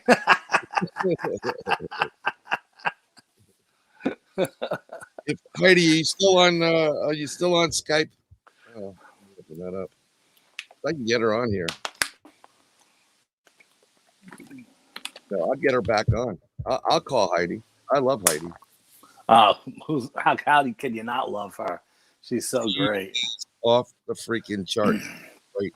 Fun person. In a while, I mean, she's great. Yeah, me neither. Well, I haven't been really on anything in a long, long time, So, everybody that I knew on Skype, everybody's switching over to StreamYard, so I don't even see anybody anymore. Let's see if she'll pick up. We're calling you, Heidi. Pick up the bloody phone. Turn on your bloody Skype, would you, eh? Smooth as fast. The person whom you're trying to reach is currently unavailable. Please leave a message after the beep. Bloody good. Pick up your freaking Skype phone, mate. Heidi. Yep. Heidi. Hello. There he is. Smooth as fast. Call us. You guys call us. 516-519-3649. The hell with it. You have my freaking number. You can call me direct. You know that number. She said her computer here. I'll just post it up there. Al, her computer will spontaneously combust if I put up. Yep. Yeah, it's all right if you don't have anything. The weather's awful, right? The weather sucks. Okay. Well, I should call Nick anyhow. You want me to? Let me call Nick. Want me to call Nick? Yeah, I mean, sure. I'm gonna call you, Nick. I thought we'd get more people calling in and asking questions and I'll stuff. tell you what. Hold on.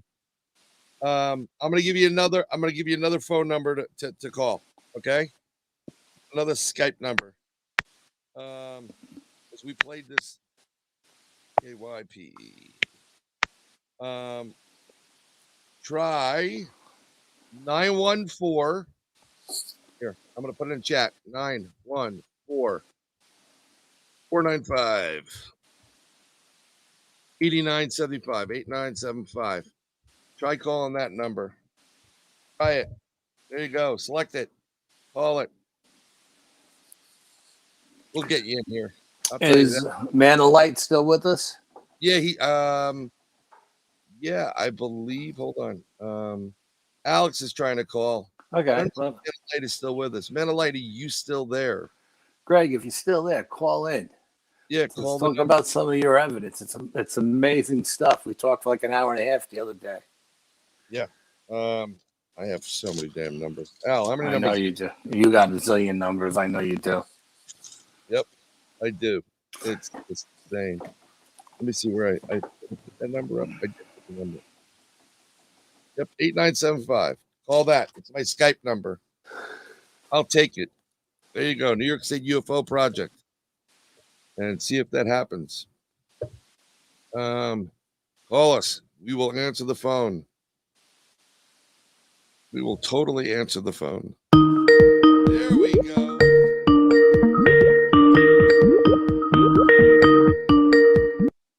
Hello.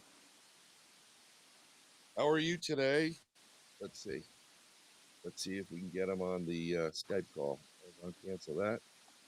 And here, I'm gonna call you back.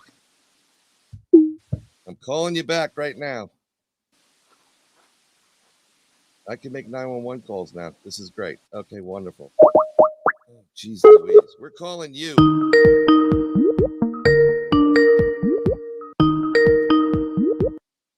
Okay. Alex Swick. Hello. How you doing? Oh, good. How you doing, Alex? Welcome Pretty to the good. show. So I was going to ask you. You were showing photos of broken tree branches That's a nice set a certain way in the rock. That's Right. part of Sasquatch's path. Yeah. These Signs.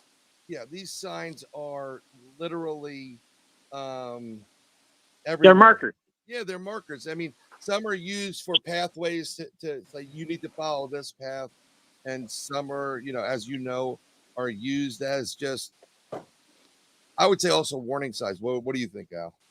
Yeah, I think I don't know exactly what each individual sign or marker means, but I mean, thinking about it in common sense wise with the way I do, black and white, I would think that archways are very inviting, and X's are, maybe you should stop right there, warnings.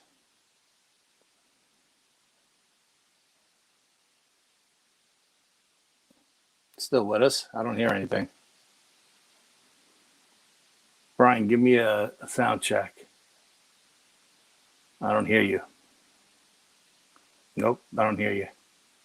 Hold on, can you hear I me? said I go up the Algonquin Forest in Ontario, Canada, about 200 miles up in the back country, and You dropped again. I heard the Algonquin Forest in the back country. Let me see. okay, in the Algonquin Forest in Ontario, Canada. Okay. I go 200 miles camping in the back country. Nice. Okay, and Okay. at night you can hear Sasquatch yelling to each other at night, like Yes. scream, Right. and you can hear them back and forth for 3 or 4 hours. Then it all quiets down. That's kind of cool. How long have you been researching them?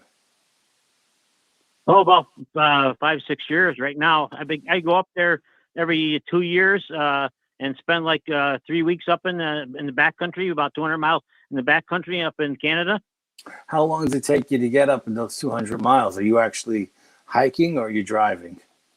Well, I have somebody drop me off at the Algonquin Forest entrance, and I hiked 100 miles in. How long does it take you to hike in? And it usually takes me about 2 or 3 days. Wow, that's some mileage a day, boy. Let me tell you.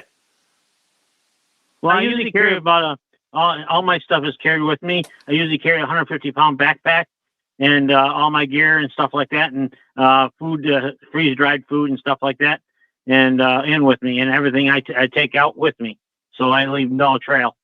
No, absolutely. No, I'm just saying. I mean, that's a serious hike. You know, you're putting over 25 miles a day, and each day that's what 125-pound pack on your back. That's some serious hiking. Well, I've been doing it for years, so I mean, I'm used to doing it, you know. So I go every 2 years, and I go fly fishing up there, and that's what I usually go because it's really nice, and you can see the water's like glass up there, you know, and you go fly fishing, and it's a great place to go. And I usually go, and during the day, I usually go hiking and looking around. And I was up there on mountains one time I was up there. It was about 8 o'clock in the morning, sitting in my tent on top of a mountain, looking the sunrise come up, and all of a sudden the cougar walks by me from about 5 feet away, looks at me, keeps on walking, and I couldn't get to my tent to get weapons out or something to protect myself, but he just walked by, and I just sat there really still. Yeah, he probably just said, "What are you doing here?" You know what I mean? Yeah, I was probably in his territory or something like that. I didn't realize, but yeah. But I wanted to ask you, what is your understanding about the UAP issues from the government, United States government, Pentagon? Which one? The UAP issues? Yeah. You talking about the disclosure videos that they're releasing now? Yeah, I want to know about that. Maybe you can fill me in. Sure, Brian. You want to take this? Yeah. Well, I said it from the beginning that there was no disclosure, and there's never going to be a disclosure. What they did was they released an 80-page report, probably more than that, and we got such few little bits of information. They definitely acknowledged the presence of these things, so that's a plus. But everything's going to be compartmentalized to national security issue, and we're never going to see anything. But they will be able to get a huge black budget. I've always stated, and my opinion, that disclosure happened not in 52 or 52, 57, where the UFOs went over the White House and the Capitol building, just because it wasn't global. But what did go global was Close Encounters of the Third Kind, and in it was the guy who was in charge of the entire project, Dr. Hynek himself. He didn't have to say a word. He didn't violate his confidentiality clause, yeah. DA or any type of treasonous type of thing. He just was there when aliens were coming. So I think that is true disclosure. Now there are plenty of people. They understand it. I mean, I don't personally need to have my hand held through it. They want, the government to admit to it. And I think it's more of a, I told you so moment, but they basically have. They've admitted to it in a roundabout way. If you think you're going to see what technology they have or we have or whatever it is, not going to happen. It is a national security issue. Well, my thoughts are that we are being visited for a sense of caveman, because some caveman drawings on walls and frescoes and paintings in Vatican and other things that we are being visited by other races. Oh, absolutely. I mean, there's no doubt about it. Those people painted on their walls. Those people wrote down in images and books of things they seen. They weren't creating novels of, they were writing down and drawing what they seen, and so they were keeping a pictured record of what they were seeing. So I mean, of course, I think we've been visited by aliens, extraterrestrials for millenniums. You know what I mean? And I'm a big fan of like futuristic weapons and the government, the military, stuff like that. And I see these weapons that they're coming out with now that are laser, they're frequencies, they're plasma weapons. And these weapons, to me, what they tell me is that these are weapons that they created to defend themselves against off-worlders, because they don't need those kind of weapons to kill people. You can kill us with a rock. Why do you need a plasma or a laser beam to kill us? You don't.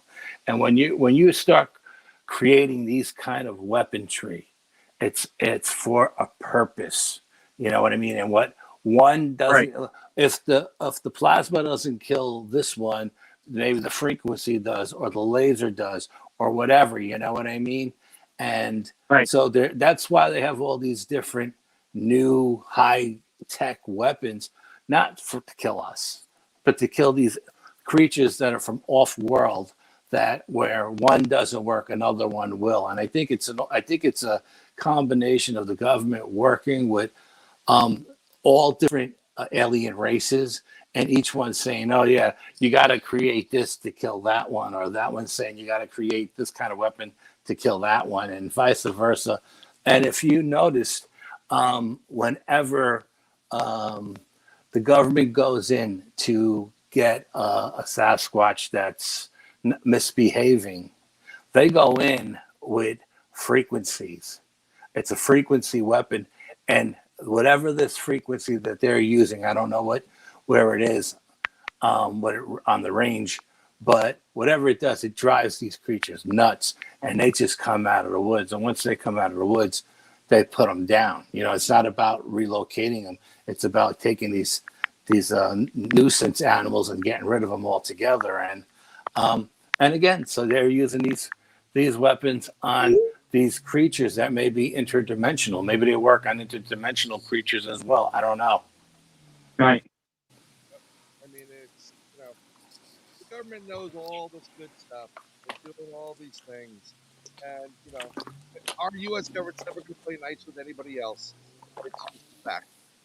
That's just my 2 cents. But Now, Alex, do you know about the location in British Columbia where all the Sasquatches meet at one time over the year for the children? I did the research and went there. For the children to like mate or whatever, or hook them up with mates and other families. Yeah, there's a big not in Washington State. There's a big group of Sasquatch up there. They live in caves. Yeah, I know there was a researcher out of Canada that was actually went to one of these meetings where all these Sasquatches meet from all over. I don't know if they're just from all over the Pacific Northwest or whatever, and they pair their children up with other ones so there's no inbreeding, and right. I know this one guy, he knows the location, and he's keeping it very hush hush because he doesn't want anybody else going up there because it's a special location, and they've been using it for millenniums, so it's pretty interesting. Right. I mean, I don't know how far the Algonquin Forest is from the British Columbia in the Pacific Northwest, but well, it's Algonquin Forest, and from Canada. It's from Toronto. Okay, it's 100 the entrance is 100 miles north west. Okay, that's the entrance, but it goes far back. It goes up, and it's like 200 miles back, so in the back country, where you don't see anybody. Okay, so basically you're on the East Coast, more or less. Yeah. Yeah. Okay. And to be honest with you, there's a Sasquatch family that lives up in the Adirondacks, way in the back of the country in the Adirondacks. I've been up there. Well, there's a lot of them up in the Adirondacks, for sure. Ton of Sasquatch up in the Adirondacks. Yeah, there's a lot of different clans up there. Absolutely, without a doubt. Yeah, But you can, when you're up in Canada, 200 miles in the backcountry in Algonquin Forest, you can hear them talking to each other at night. You know, hear like these screams and squalls and like that back and forth, and lasts for about 2 or 3 hours back and forth. So that's I've heard before about when I was out there and all by myself. Yeah, oh, they communicate with each other. Up there, intelligent creatures. They communicate for sure. I mean, I think, to be honestly, the Sasquatch is a Neanderthal caveman that has times forgotten somewhere, never has moved on to the next level of human being. Yeah, well, I mean, your theory is as good as anybody else's. You know what I mean? So, Yeah. absolutely, yeah. But when he came up to help me protect me against the grizzly bear, I was I could have died right there. The grizzly bear could have took me out. He protected me, and after he protected me, I had a fish that I had, and I handed him the fish and to thank him for the fish. And he looked at me and he walked off with the fish, and he was happy. So I mean, I can't. But if he wasn't there, I wouldn't be standing home here. So I wouldn't be there. Let me ask you a question. How tall and how heavy do you think the grizzly was? He was up to almost the shoulder of the 12-foot Squatch. Bigfoot. Yeah. And how much do you think the grizzly weighed? Just off, guesstimate. He must have weighed at least 1,000 pounds because he was wrestling with that grizzly bear. Wow. Okay, awesome. Yeah. And so the Sasquatch was taller and heavier, you think? Yeah, taller and heavier. Wow, He awesome. must have weighed about 1,500 pounds at least because he was 12 foot tall, and he was really and he had an awful odor to him. I mean, you could smell the odor before he got there. It was really bad.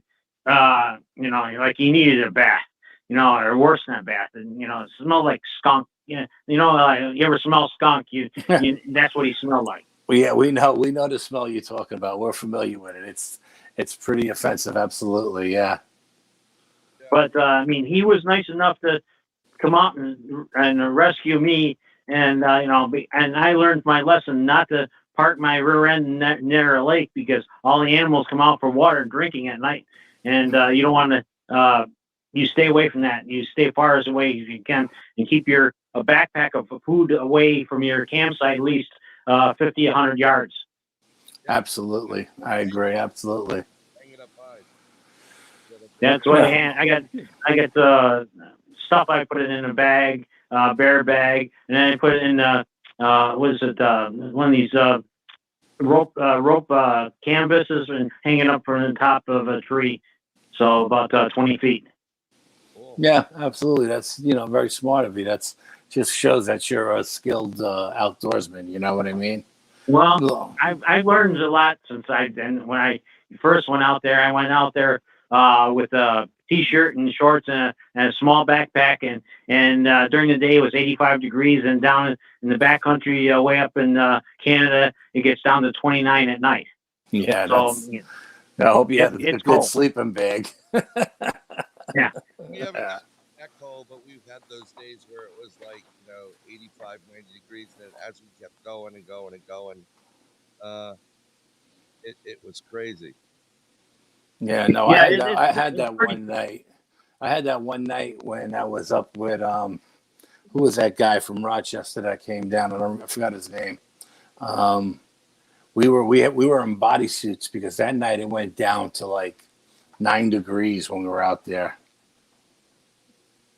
Yeah, I usually take 2 sets of clothes. I take a summer set and I take a fall winter set. Yeah. Well, thank you for calling in. We greatly appreciate it. You're the first caller on the first show that we ever did, so congratulations. Yeah, Thank you. Thank you. You're welcome. I hope to see you again sometime. Oh, absolutely. Yeah. I hope you become a regular. Thank you. Yep. Thank you. You have a good one. Bye. Good night. That was great. Awesome. That was an awesome call. Absolutely. Yeah. I think, Heidi, do I have your number in anything? I'll call you from my Skype. I don't care. I can call you. That's right. PM me your number in Facebook or whatever the hell you want to use. Telegram, Facebook, we'll call you. Carlito's asking for his wrench. Did you ever send him his wrench? You know what? I put it in New York State UFO Project. I forgot to put it in this. So I'm gonna give Nick a call. Or if Carlito, if you want to talk, give us a call too as well. You know what I mean? Because there's no guarantee Nick's going to be around. Nick, is this a better sound for you? Yeah, I'll raise my mic a little bit. I'm giving Nick a call right now. So I'm gonna call Nick. Let's see if I thought for sure Carlito was calling in tonight. I said, I know if anyone's calling, it's gonna be Carlito. Yep. Oh, there it comes. Comes Nicky. Nick. Hello.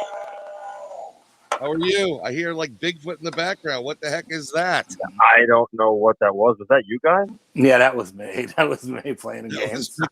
No. You see, if it was Brian doing it, I would just be doing one of these sound bites. I'm calling bullshit. Yeah, I smell bullshit. Yeah, or another Alism, it would be. But I know he's full of shit. Yeah, there you go. I got all these on here for him. Nick is in. I think he's in FLA right now. Oh, is he really? Yeah, yes. Good for him. Yeah, we're in Palm Coast. We just got here last night at like 1:15 in the morning. Awesome. What? Yeah, you drive? No. We took a flight down and flew into Orlando, and then from Orlando we rented a car. We drove all the way to Palm Coast. It was like an hour and a half drive. Nice. Oh, it's not that bad. Not bad at No. all. So you're in. Are you in the Daytona area or? Palm Coast is like 20-25 minutes south of Daytona. north of Daytona. Oh, north. Okay. Yeah. We've got Carlito in the house from Texas, and he will verify this for me. Okay. You need to go to Buc-ee's. Oh God. And you need to get the brisket. Told you, babe. Yep. Go to Buc-ee's. Phyllis, go to Buc-ee's. Get the brisket. We saw it. It was at a gas station. We were on 95, and we saw the gas station from a distance. It's like a bear, like a little bear thing on it, or some kind of cartoon character. Like I guess it's. I don't know. Is Buc-ee's like a beaver or something? Yeah. It looked like that. Heidi wants us to send him a T-shirt. Okay, we'll send him a T-shirt if he gives us address.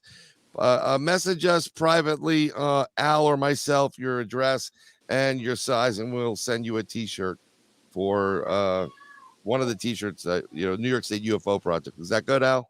Yeah, whatever. Anyone you want to send them. And we'll send Nick and Phyllis one too. Absolutely, yeah. Love the logo. I love the logo. It looks really great. Yeah, but Nick could actually fill out that crap. He's the only one that can. Yeah, well, Nick is a young man, and in I'm the prime of his life. Too, just as fine. Carlito says he can call after dinner. I'm sorry, we didn't want to bother you, Carlito. Yeah. No, it's I heard the weather's changing back and forth, but it's getting warmer, and you guys should have a good time. I hope so, man. I hope, because I was checking whether it just sucks, but you guys up there in New York, you guys are getting what, 12 to 18 inches Friday into Saturday? That's what they say. I mean, Al lives in Canada, basically, so he's going to get like 55 inches. Now, who knows? I mean, 1 minute they're talking a foot of snow, and then the next minute they're saying we're getting an inch. I don't know. Yeah. Well, interesting. I heard, you know what? 10 to 10 inches max, maybe. We all should have been weathermen, because that's one job, guys, that we can screw up and not get fired. No shit. Amen, brother. Yep. No crapola. We could get rid of that. Gotta get one of these mic booms. Nice move. You know what? I have a condenser mic, right? I bought a little one that you can stick to your collar. And my I guess the spring arm that I normally use when we first started doing the shows, Al. I put it away, and I'm not going to go reaching for that crap right now. But it was working fine, and then soon as, of course, you go live for a show, what happens? It doesn't Craps work. out. Yeah. Hey, Nick, anything new on your part of down in your end of town that we haven't heard? Because we haven't heard from anybody down there in a long time. Not there's really not much new. Okay. So actually, guys, I have a slew of topics to talk about, which is really it's gonna get interesting. So I sent Phyllis videos. I have a night camera in my, like a security camera in my room, and all around the house and outside. And I purposely keep these cameras on, especially at night, to get orbs or to get anything, that happens. Guys, I get orbs every night. And Phyllis says that my house is a legit portal. Okay. It's a portal because back in the 30s, my home was a speakeasy where my father lives and where I grew up. It used to be a speakeasy. Okay. And they used to have a lot of gangsters in the basement doing what they did and whatnot. Yeah, honey, tell them what you said. Brian, one night I stayed over there. This is when his mom was sick. She was actually dying. And I think it was actually the night she died. We went home to the house and fell asleep for a little bit. And I woke up and I thought it was his brother standing at the end of the bed. And it was this man with a briefcase in a suit and a hat. And I said, oh, okay, so you're not his brother. And he just looked at me, tipped his hat, and kept walking. And I'm like, oh, where are you going? And that's how I knew. And that's when they told me that place, that's where they were going. That's where they went to party. And it was a surprise. His mother was like always the life of the party. And she kept that house going. And they just found her. She was such a beacon. And when she passed, Brian, he might as well just laid out the red carpet and a welcome mat, because now they're just coming through. And these orbs that he's getting, they're insane. It's every night. It looks like fireworks in his room. Yeah, Brian, I'm actually going to text you right now of what I got last night, man. Cool. Yeah. So let me ask you a question. What color are these orbs? Yeah. It's a black and white camera because it's night vision. But when I usually take pictures, I remember taking pictures years ago with my family and whatnot, and I had the flash on. So the orbs were like bluish green. They had rainbow auras in them.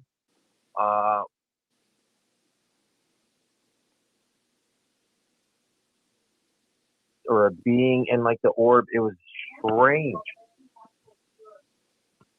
That's cool. That is really cool. I'll see if it comes through, and can I share it or no share it? Bro, you can share it. Just you see me laying in bed. You have the blankets on, right?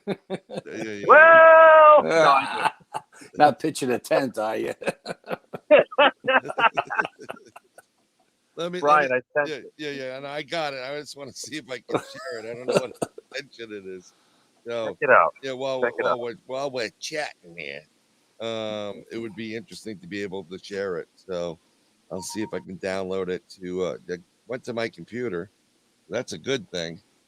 I just, the problem we have is with some of these things, they don't share for some reason for a movie.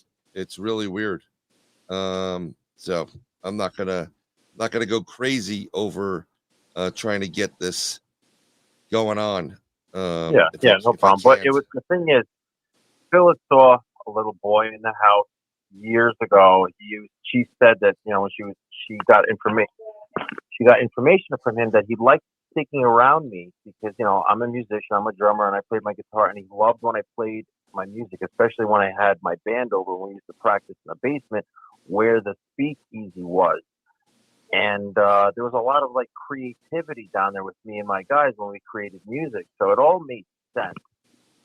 But I would love for you guys to come to the house just to check it out. We're there. Absolutely. And plus, when you're playing music, we're all musicians here.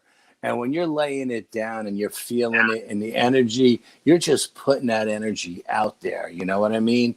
And the walls and the floors and everything is absorbing that energy. You know what I mean? Right. So that's a beautiful thing, man. It's just absolutely love it. Yeah. I mean, it's, I think it's fantastic. I'm going to see if I can get it to the photo library and convert it to a proper format and see what we can get. If I can get it to MPEG 4, That would be great. Brian, did you see the video at all? I have it right now. I'm trying to get it to the right format. So, Gotcha. I'm gonna give me like a second here. And, Yeah. So, but anyway, this little boy just loved the entertainment aspect of sticking around me and what I had next to provide. And what else did you see, hon? She said she saw a fat bald man in the house, but where? That was me, tell her. Oh my god! And the funny thing is, it's not funny, but there was a little boy that was killed outside in front of my house next to my neighbors. He was outdoors. This was actually before we moved in. He died in front of the house. He got hit by a car. And then a few years later, I was actually 17, 18 at the time. There was another kid died right at the intersection, like a house away, in front of my house, but a house away in the intersection. Car hit him, dragged the kid like a few hundred feet. It was pretty bad. So who knows? I mean, maybe this is all coming through, and I don't know. Well, if your house is a beacon, you know what I mean, and these spirits are still lingering in the area for whatever reason, of course they're going to head right towards that light, Yeah. And the thing is, guys, it's not only the spirits. It's like when I'm outside and I'm like working on my car or I'm doing like, landscaping, all of a sudden I look up and I get orbs in the sky or like silver shimmering objects that are just hovering, and I get my camera and I start recording like Brian knows, and I explained it to you guys before. It's like I don't search. I'm not like up looking in the sky for hours like, oh, I hope I see something. No, it's like I'm like looking down, I'm raking, and then I look up and there it is. Yeah. I got the movie and let's go we're gonna take a quick look at it. So And then I got a question for Phyllis. I don't know why I'm feeling this, but I have to ask her. Look at that. Did you see it, Al? No, I didn't see it. Okay, how long is Honey, it's a short video, right? Got a question for you. Yeah, there we go. Wow. Yeah. There you go. But what was cool here, I'm gonna play it one more time. It's getting tracked by your camera. Exactly. The camera's tracking it. That is awesome. Yeah, that is awesome. Yeah. Absolutely awesome. And guys, check this out. I have a camera outside of my garage, and the same shit happens outside. And Phyllis said that these things, these orbs, they're attracted to the energy from the camera. Believe it or not. Really? Yep. Why not? Sure. I mean, Al, what did you want to ask Phyllis? She's right next to you before she goes in the shower. Yeah, Phyllis, have you ever? I know you have psychic abilities. Have you ever seen cat people? Cat people? Yeah. I've never seen people who look like cats. No, I haven't. I don't know. I don't know why I had to ask you that, but I just had this vibe that I had to ask you that. Okay. Weird. Just curious. Have you? Yes, I have, and but I was just wondering if you have, and I don't know why I'm even asking you that question. I honestly don't know. It was just the vibe I got that I know you have abilities, and if the house has a portal and things are coming in and out of it, you may see something like that. I don't want to bring it on you guys by wishing it on you, but Right. that was the vibe I got. I'm sorry. Well, No. You want to hear something funny though? That you Go said ahead. that? Because I hate cats. Like I don't like them. I don't even people like, oh, they're so even kittens. Like there's something about them that bother me. Always. Okay, so then maybe your energy is just pushing them, because I'm a cat lover and we have tons of cats in my house, and I'm a Leo on top of it. So I mean, maybe I don't know why I had to ask you that, but it just felt like I had to ask you that. I don't know. Well, I'll tell you what. I think that has something Phyllis, to do with my quick lineage. I'm gonna have Phyllis on. I didn't get a chance to connect. I'm gonna connect probably this tomorrow, Phyllis, because we never connected with. I'm gonna give you a text from my phone number, and we'll try to get you on for a live stream. Not the first week, second week of February. Is that kind of good, or I don't want to interrupt? Yeah, well, we'll talk. No. dates. The second week of February is good. Yep. And That's good. We we'll get can you do on. some.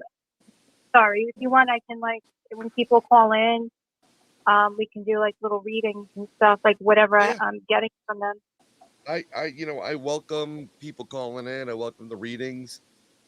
I think it'd be great, and that would be fantastic. Maybe we'll have Yeah. this guy Al Santoriga call in and Can I ask you, Nick? Can I ask you a question? Is your house like in a wooded area, or is it like on a main street with other houses? Well, it's near a wooded area. I'll tell you where it is. It's near the reservoir, okay, in Yonkers, and down the street is Tibbetts Park. Okay. So I'm in between because it's like a valley, and there's a waterbed up. So basically, there's water around me. There's woods around me, but it's not that wood. It's suburbia, Oh, I know. Kneeling Avenue up around there. Okay, I got you. Yeah, Whole exactly. place. Yeah, Okay, I got you. Right. Okay. Right. Al's But there's a lot of energy.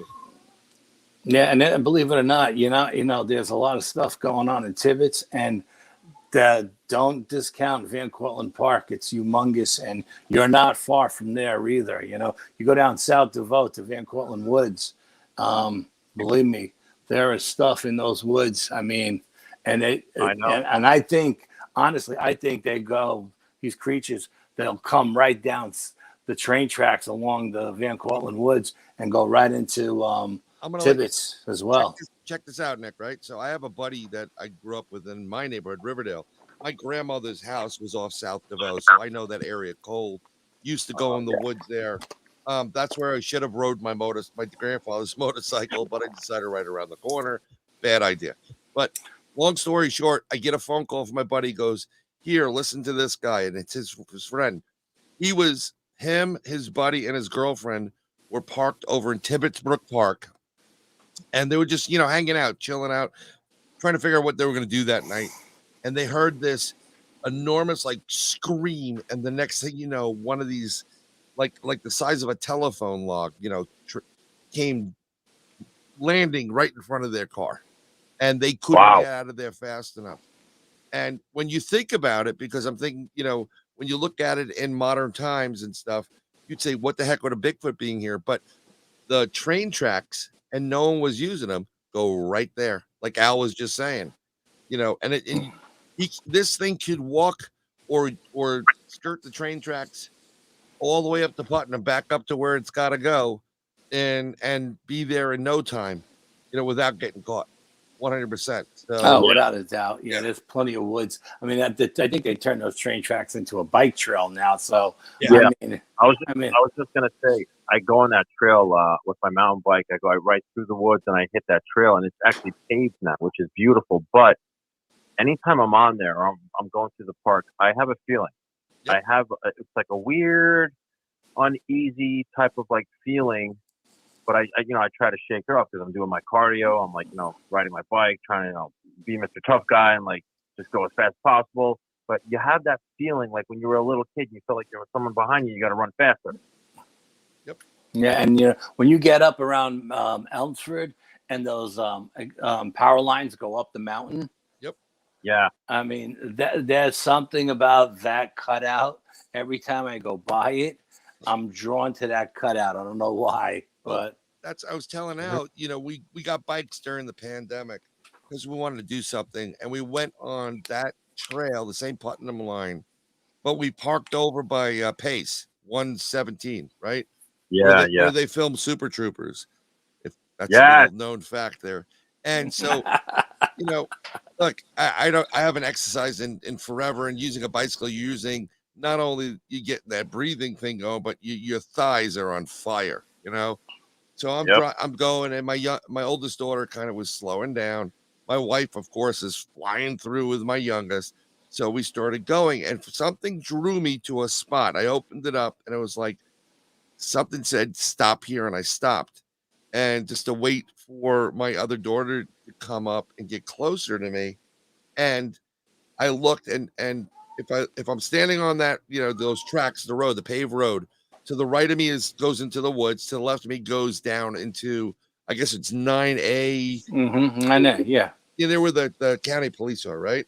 So I'm like, oh, cool, county police, whatever. I look up to the right, and I just looked up, and at about the 9-foot mark, there was a fresh break. And I'm like, it's a no-brainer. This thing can step on the road, take a giant step into the woods, and disappear. And there was just something about that spot that just, I felt it. I don't know. You felt the residue of that creature's energy when it went by. 100%. And that's what you felt. A while ago. And I said, we got to go back up here because there's a lot of stuff. I mean, it's so squatchy up there. It's beyond belief. And it just gets better because once you hit that Putnam, right, it goes up near where, you are in Canada, and you're far away from me, but but it's still, no, it's woods. It's woodsy up there. It hits the woods, boom. And there's so many swamps there.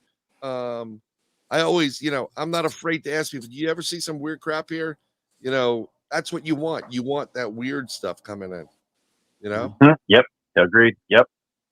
So, I mean, guys, yeah. I got to ask you, have you guys been keeping on top of the whole Navy patent with the anti-gravitic fusion energy patent? Yeah, I haven't seen anything recently. Was able to find much on it, but I mean, they're really not hiding shit at this point. They're going for it. I mean, it's sick what they're talking about. It's basically an anti-gravity, but it's not really anti-gravity. It's create your own gravity. Right. It's so bizarre. So what they do is, this is why all these craft can make 90-degree turns going like, supersonic speeds, because they literally create a gravity bubble around them. Yeah. Everybody always thought that bubble was the anti-gravity bubble. Well, maybe it's a gravity bubble, you know what I mean? So, let me ask you guys this though. And this is what I thought about a few weeks ago. With all of these cell towers that they're putting up all around the world, and now it's 5G, and it's going to be going beyond that. What makes us think that these cell towers throughout the entire planet are not being used by the Navy for their experiments to help to facilitate the anti-gravitic, whatever they're doing? Absolutely. Well, I mean, 5G is all about real powerful pinpointing. So I'm gonna go there. So with the 5G tower, technically, what makes it so great for anybody that has a cell phone is it literally targets your phone. It can get through concrete and multiple levels of floors. That being said, here's the problem with, well, I consider it a problem, but the military wouldn't. You could literally target someone's cell phone, person, terrorist A, and then draw to that number directly, and in effect, your cell phone becomes an explosive device, and you could assassinate people at will. Exactly. Capability of doing that. Then, if they take the same energy and they focus it, and as these craft are going along, they kind of like are focusing beams, kind of creating like a rail system at will. Yeah. I just feel that we don't have that technology just yet to perfect what the others have that come and visit us. I feel like we have to use the 5G and the towers, and believe it or not, with all this chemtrail and the spraying of particles in the atmosphere, it's actually, I believe it's going to help them move these crafts the way they want, and like in such a odd way to us, instead of like a plane. That's like if you guys have been listening to the news lately, like all these airports are afraid to fly their planes now because of with the 5G. Yeah. Right. Yeah. It's I don't want to go into a direction, but I've seen videos out of it's Eastern in the middle. And specifically a specific group of people that were uprising and just doing what they normally do or whatever. And literally there was a claim that a soldier from a nation took out some kind of weapon or device, pointed it, and it was like an energy weapon. And basically you see smoke rising from the top of this guy's head. And what technically was happening was microwaves. no, he was burning internally. Yeah, he's melting them inside. Yeah, internally he was on fire. Yeah, and that's something that can be done. But if you consider what's trying to be pushed these days and the materials that they're using within it that have graphite in it, yeah, wink, exactly, and it reacts to the 5G signal and stiffens up and expands. This stuff going in every aspect of your body. All you gotta do is turn on a switch and you just blocked every artery. You're dead. yeah, You're dead. yeah. Or you overclock it and it heats up and you're cooking inside. So I mean, there's so many different variables here, but that's a DARPA thing, isn't it? Yeah, that's definitely a DARPA thing. Yeah, absolutely. And we've been through that. It's true if you think about it. Because what happens when you put metal in the microwave? Think about it. What happens? Yeah, it sparks. It sparks. It can explode and whatnot. So with them pumping us with these with metal like aluminum from the chemtrail, exactly. Yeah, it's all going in us because we're breathing this shit. And then now we have this whole injection thing. Like there's a lot that you can do, what Brian just mentioned, and I agree with that. Oh yeah, absolutely. I agree 100%. Yep. And that's why I told Brian we got to get Nick on the show. I said, we got to call Nick, because I knew. I don't stop researching. I have a problem, but hold on, guys. What did you say, babe? You're talking about like all of the dangerous rays, right? What you're talking about? Well, it's basically chemtrails and like the particulates, because they can use us as walking weapons. Yep. And not only that, they can use the 5G towers against us, and they can also use the 5G towers for the new Navy patent ships that they're using, aka Space Force. So Brian, my friend has a son who is 15.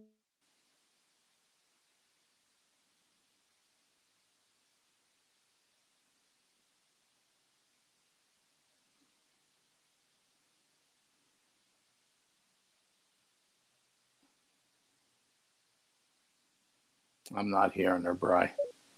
They're suing because they felt that because there was no rhyme or reason why this kid would get a tumor and why would he get a tumor there. Right. And he would constantly hold his phone in his left hand.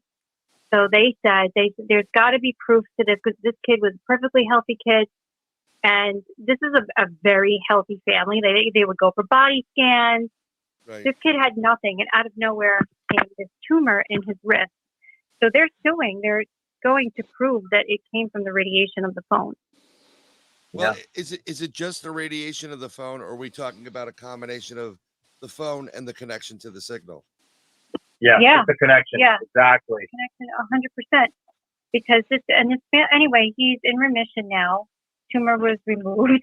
They don't let their kids touch the phones anymore. I mean, it's a very odd thing for this day and age. For now, he's 16, not to have. He's going to 17, not to have a cell phone, right? Absolutely. Very odd, and it's different. But a lot of times they make these cases for these phones now where it acts as almost like a Faraday cage, but from the bad part of the radiation. I always tell them, use headphones. It's not a given, because that has energy to it as well. There's signals, but it's better than sitting there. This is my kid right now. Both of them. Yeah. They just, I use the phone, communicate, post stuff, but in general, I hate the damn thing. Yeah, I hate it. I mean, Al's phone is now done. Anytime I speak, it's always on speakerphone. I don't care who listens, because I don't need this by my head. Yeah, I mean, sometimes when you hear Al, it's just this. Blah, blah, blah, blah, blah, blah, blah. I'm like, dude, what's going on? Like, oh, God. It's so dumb. I love it. Oh, my God. I can't. I love my Al. I love him. This is the boy. Everybody loves Al. Oh, my God. You're so crazy. Well, amazing. You know what? I mean, come on. you got to have these little sound bites, you know. That's right. Yeah, absolutely. And it comes But, from Al Santorica doll, and you know. Gentlemen, it was great talking. I got to get to Becky. Absolutely. Later, Nick. And Thank you very much I'm gonna for text calling sometime us. tomorrow this weekend. So Wonderful. You got it, guys. Thank you so much. And we're definitely coming to your house, bro. brisket. Yes. And you know what, guys, if you can, let me know. We'll set up, come to my house. I'll try to have brisket for you, but if you guys can't, No, I want All you right. to go to Bucky's to get brisket. all right, I'll go tomorrow. You got it. Get some jerky while there's like 40 different jerkies. Okay, good. Good night. All right. Good night. Good night, folks. That was great. Have it. So I don't know if Carlito's going to call in. Well, I mean, we've been going at it for 2.5 hours. I mean, Do it again next. yeah, it was fun. Good. We didn't get somebody yelling profanities or. Yeah, we didn't get any trolls calling in and starting shit like that guy at whatchamacallit, Pine Bush. Oh my God. But it was fun. I wish I had video of your face. You were red. You were like blood freaking red, and you were just like, I saw it in your. I'm like, oh God, I got to talk now. And then he started in, and I'm like, oh, you got to be kidding. I don't need you today. Absolutely. Well, if you break out a chalkboard, I could draw some formulas for you. That was great. That was such a great line. I think That brought me back to reality. Yeah, got me through my rage. But something about Pine Bush, though, we were the only ones that did question and answers, real question and answers. yeah, no, we were the only ones who took questions and answers out of all the speakers that were there, and everybody said what they had to say, and then they moved on. But we were the only ones. Well, we were lucky too because we were the last ones, so we had plenty of time to go around the audience and ask questions and take questions. And even with that guy we were debating back and forth. It was, at least it was civil, if nothing else. Yeah, and it's funny because, you had some para celebrities there, and I was expecting you to go and, Sure, you make it on TV and you forget about your friends. I had to do. It's been a good show. Welcome back to everybody. I want to thank everybody. Heidi, Carlito, Nick, Alex. I can't thank you enough for coming in and smooth as fast. There you go. I thought we had a good time. I'm sorry about the videos.